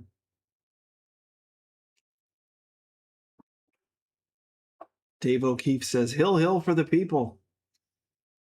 Chris Cipral says 100%. Well, one can only hope, and I'm sure Garrett's hoping. Dave is probably not at all hoping for a Hill. He wants to clean this thing up and get home with the win and the money. But suffice to say, they've both had their chances. They both had their opportunities. Some realized and come to fruition, and some unrealized and slipped through their fingers. So it's been a fair shot for both players to succeed, and they've both had their equal chances to win and lose this match up to this point. Dave said, "Hi, Mick. We missed you at the club." Yes, we did miss you at the club. Unfortunately, it looks like Garrett has gone for the second ball break and is scratched, which gives ball in hand anywhere on the table for Dave. So really critical and unfortunate timing for Garrett, who hasn't scratched on the break all tournament, or all match, I should say.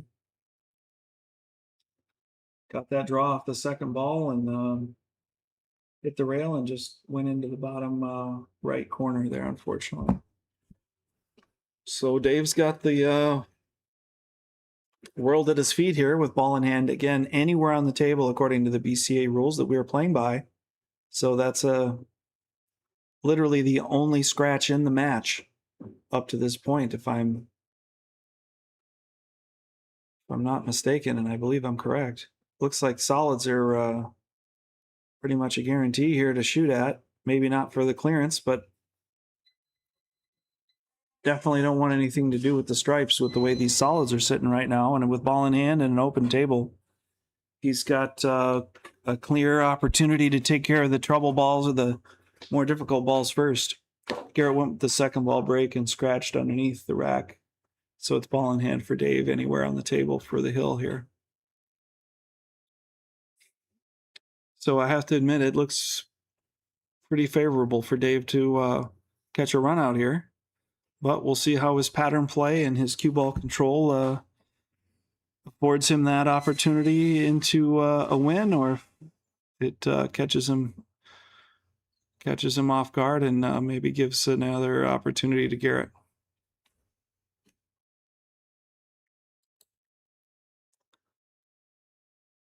Looks like he's going to bounce off the rail for the 4 next.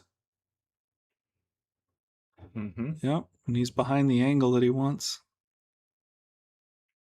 Off the first shot, ball in hand. So it kind of makes me wonder if he shouldn't have played maybe the 6 ball or the 2 ball Well, with if the that 5 ball in goes hand. by the 7, he should be all right because he could zip through this pocket right here Mm-hmm. with his cue ball back out to here for the 5. But I don't know Yeah, I if the don't 5 know if it by. goes. Yeah, it looks like it might, but it's tight, but it might go. He's playing the 6 here, which I like.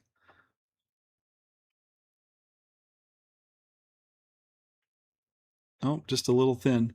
I do like that shot though, because I mean, honestly, with ball in hand, I think he probably would have preferred, or I would have preferred that he take care of the 2 ball and then shoot the 6 as they were sitting. But you know, easy for me to say when the pressure's not on me to play in the final 4 with that rack. So I do think he played the right ball after the fact, though. That 6 ball, I think, was the right play. And once again, Garrett's about as thankful and as happy as he can be to even have a chance at the table once again. 12, 9, 10 are funny. Mm-hmm. He might have a breakout right here. You gonna swing at this with draw? The 11 ball? I think he is. Yeah. I hope he drops the 11, because that's the question, is that do you try too hard for the breakout with the speed and leave your priority with the bank, with making the ball. Well, that 10 just created a problem. Mm-hmm.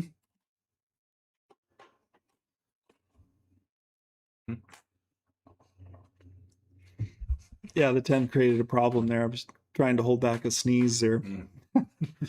It's escaped me, luckily, for the moment. But yeah, it did just rattle out for Garrett, and I didn't mean to give him the commentator's curse there, but I could kind of almost see that coming. With you got to dedicate to pocketing the ball and just let your stroke take you into the breakout, or the natural angle take you into the breakout there. Easier said than done. We've all done it. We've all definitely done it.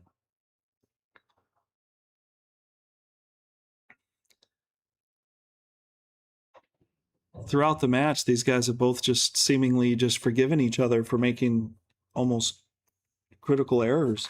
Yeah, that and one right. and letting each other back to the table. So this last rack here is no different than some of the earlier games in that manner.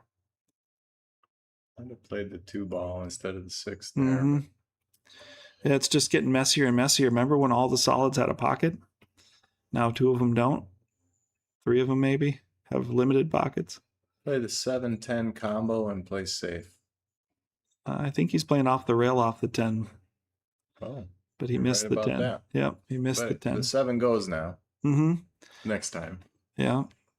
I mean, I do like your shot. I don't think he saw that shot or perceived that shot, but I think where the stripes are laying, he wouldn't have had a play there. The combo doesn't go with the 9-13 or 9-12. I mean, so you know, he would have had a really tough weird bank on the 11 if anything at all. So yeah, I think that would have been a functional safety, if not not a ball in hand type safety, but certainly a functional safety. And here comes that bank that I mentioned earlier. Yeah, this is he's gonna run the cue ball will run right into the 2 after he hits it. Yeah. Yeah, I think he was just trying to plug the hole there with the 11 and get into the mix with the 7, but I don't think he quite got there. Trouble. Yeah. I think he can make the 4 by the 10 though, don't you? I think so. And if not, I think he can rub it through. If not, Yeah. Yeah. But the 5, he's got to get side pocket shape, I think. Yeah, that's tricky. Yeah, he's going for the out here. I mean, you know, in that missed bank or that missed table safe that Garrett just played there might This is the magic spot, like right here. might pay dividends for Garrett if he's able to get back to the table again. He could be on all 3 balls right here. It looks like a doable position off of this shot with topspin. Uh-oh. Oh, man. I saw that scratch coming right off the rail. I'm like, uh-oh. I thought he scratched there for a hot second. So unfortunately, there's enough angle here for Dave where the cue ball is going to come too close to the 5. He'll have a shot on the 7, but it's going to, I think it's going to be like cramping his style on the 5. If he bumps the 5, he'd almost be better off, I think. Well, speaking of cramping your style, the 7 ball just cramped up with that 10 in the way. I'm not sure that that goes anymore. Visually, from our point of view, it does not go, but you never know. Mm-hmm. Let's see what he looks like, his body language. You see, it looks like to him it goes, but I don't think it went. Yeah. It Yeah, goes. he must feel like this goes. I mean, from our camera vantage point. Which means he's out because he gets on the 5 easier for the side. Yeah, it's available. No. Oh, it didn't go. Yeah. He He was trying to will it in there. Yeah, we gave him credit for the eye of the tiger there, but I think that was a pocket at Slate that would not accept a shot of that nature. He did catch the 10 on the way through, but and again, he might have been just trying to hit it into the point and see if it rocked in or, just take over a pocket. So once again, Garrett stubbing his toe there. We're looking at his lot in life here. I think that, you got to be happy that you're at the table for the second time on a scratch break. Mm-hmm. Is this the third time he's at the table since he scratched on the break? I'm not trying to beat a dead horse with the break. I'm just saying these guys are, going a 15-round knockout boxing match here. Everybody's getting their uppercuts in and their jabs are landing.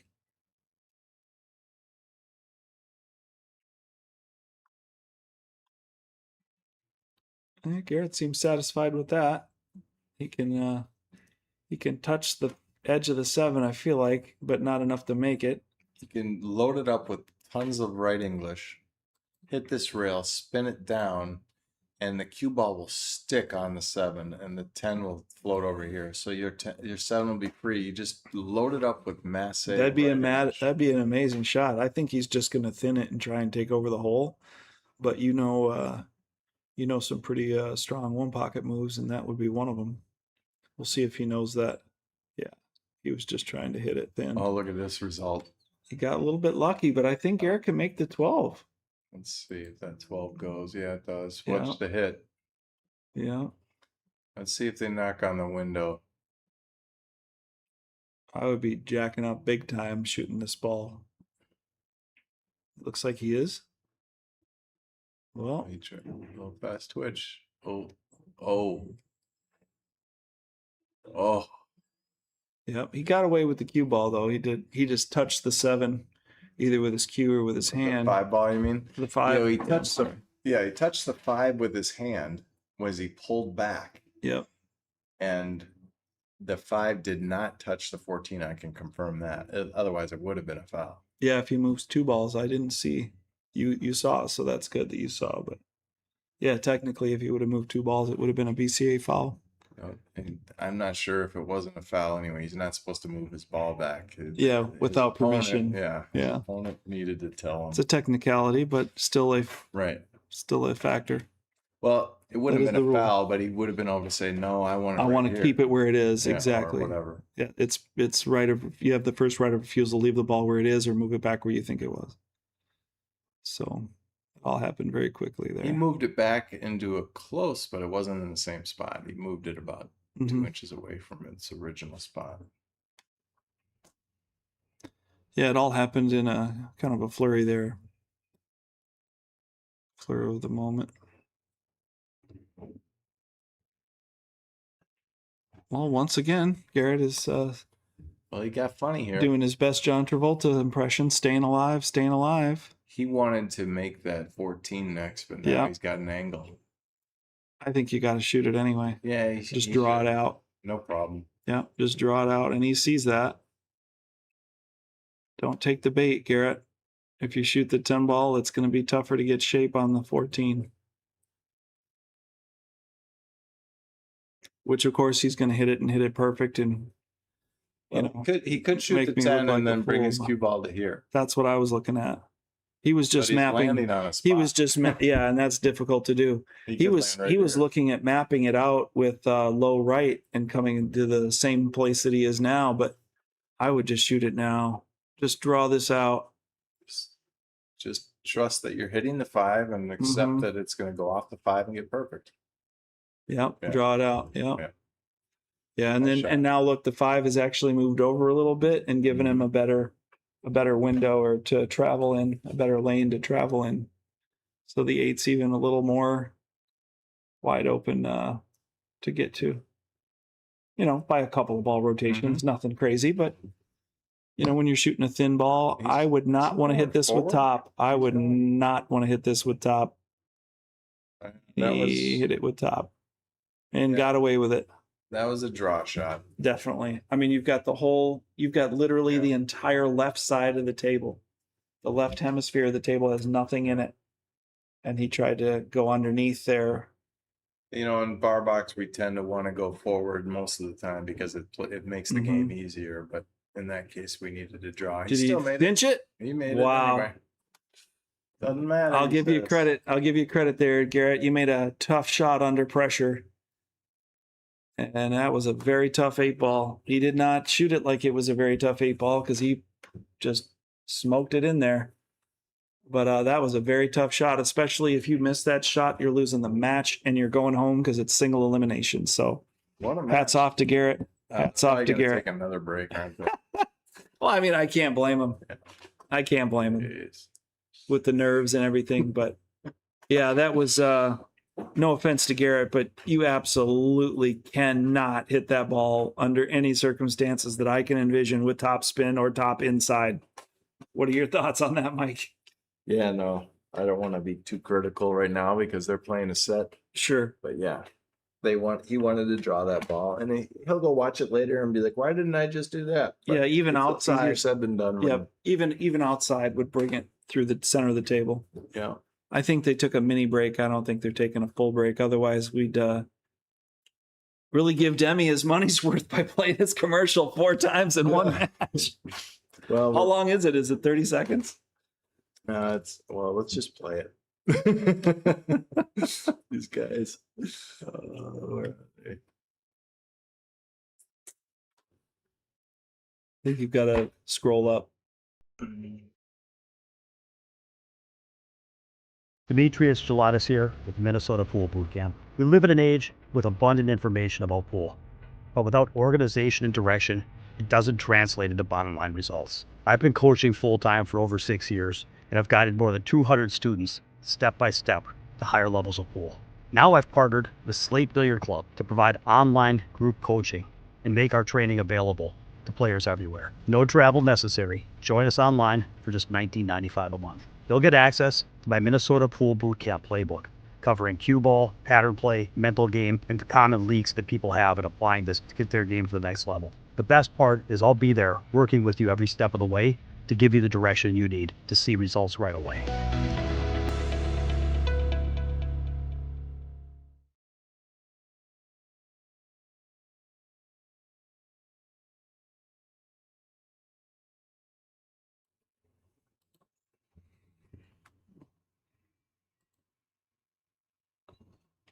Well, we're back. The Yeah, players aren't back, but we're back. We're still playing. One more game. Hill, boy, they did it for us. You know, I think they did it just for us. They did it just for us, Mike. They're like, man, I bet Sam and Mike have just got to be just burning up to hang out at Slate and do commentary until 11 o'clock. Yeah, I think they got. They did a long distance dedication, Casey Kasem style, for those old enough to remember who he is. I'll be here tomorrow for the 11 o'clock match. Mm-hmm. So that means I'll get at least 6-7 hours of sleep. Yeah. Well, you're a tireless ambassador for pool in the Twin Cities and for Slate, so we appreciate that, Mike. Many of us unsung heroes are appreciated. Hill, baby, that's right. That's right. We did it. We got there. They did it, I should say. We had nothing to do with it, but Thanks, Chris. Thanks, Chris, for the shout out on our commentary. We're doing yeoman's work here into the late hours of Saturday night. I think Chris Cipral spent his Saturday night somewhere far away. I don't know where he went. He went traveling somewhere. Oh yeah. Might have gone up to the cabin. Might have traveled for work. I don't recall. Okay, here we go. Wait, I heard other balls breaking. Let's see. They're behind him. They're on the table Oh, in the back. do you know who it is? With glasses, silver hair. Oh, I think okay. he comes here pretty often. I can't think of who his name is. There's one table in the place playing other than the feature match here, but they are a full empty table away so that they will not be interfering or distracting in any way to our players in the match. Hill 520 and under Slate tournament. The loser of this match will have fought valiantly and played their heart out, but they will still receive a financial reward, and the winner will continue on to the final four. Single elimination format, so one loss at any point in the tournament, you would have been eliminated from play. Garrett has the break, as it is a winner break format, and he is definitely not looking to second ball break and scratch. I think he's gonna put a little better result in, hopefully. Through no fault of his own, he scratched the first time, but hopefully he'll get better results this time.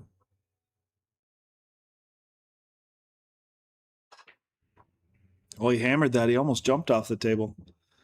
He hit it pretty hard, but like you said, with that second ball break, a lot of times they can cluster to one side.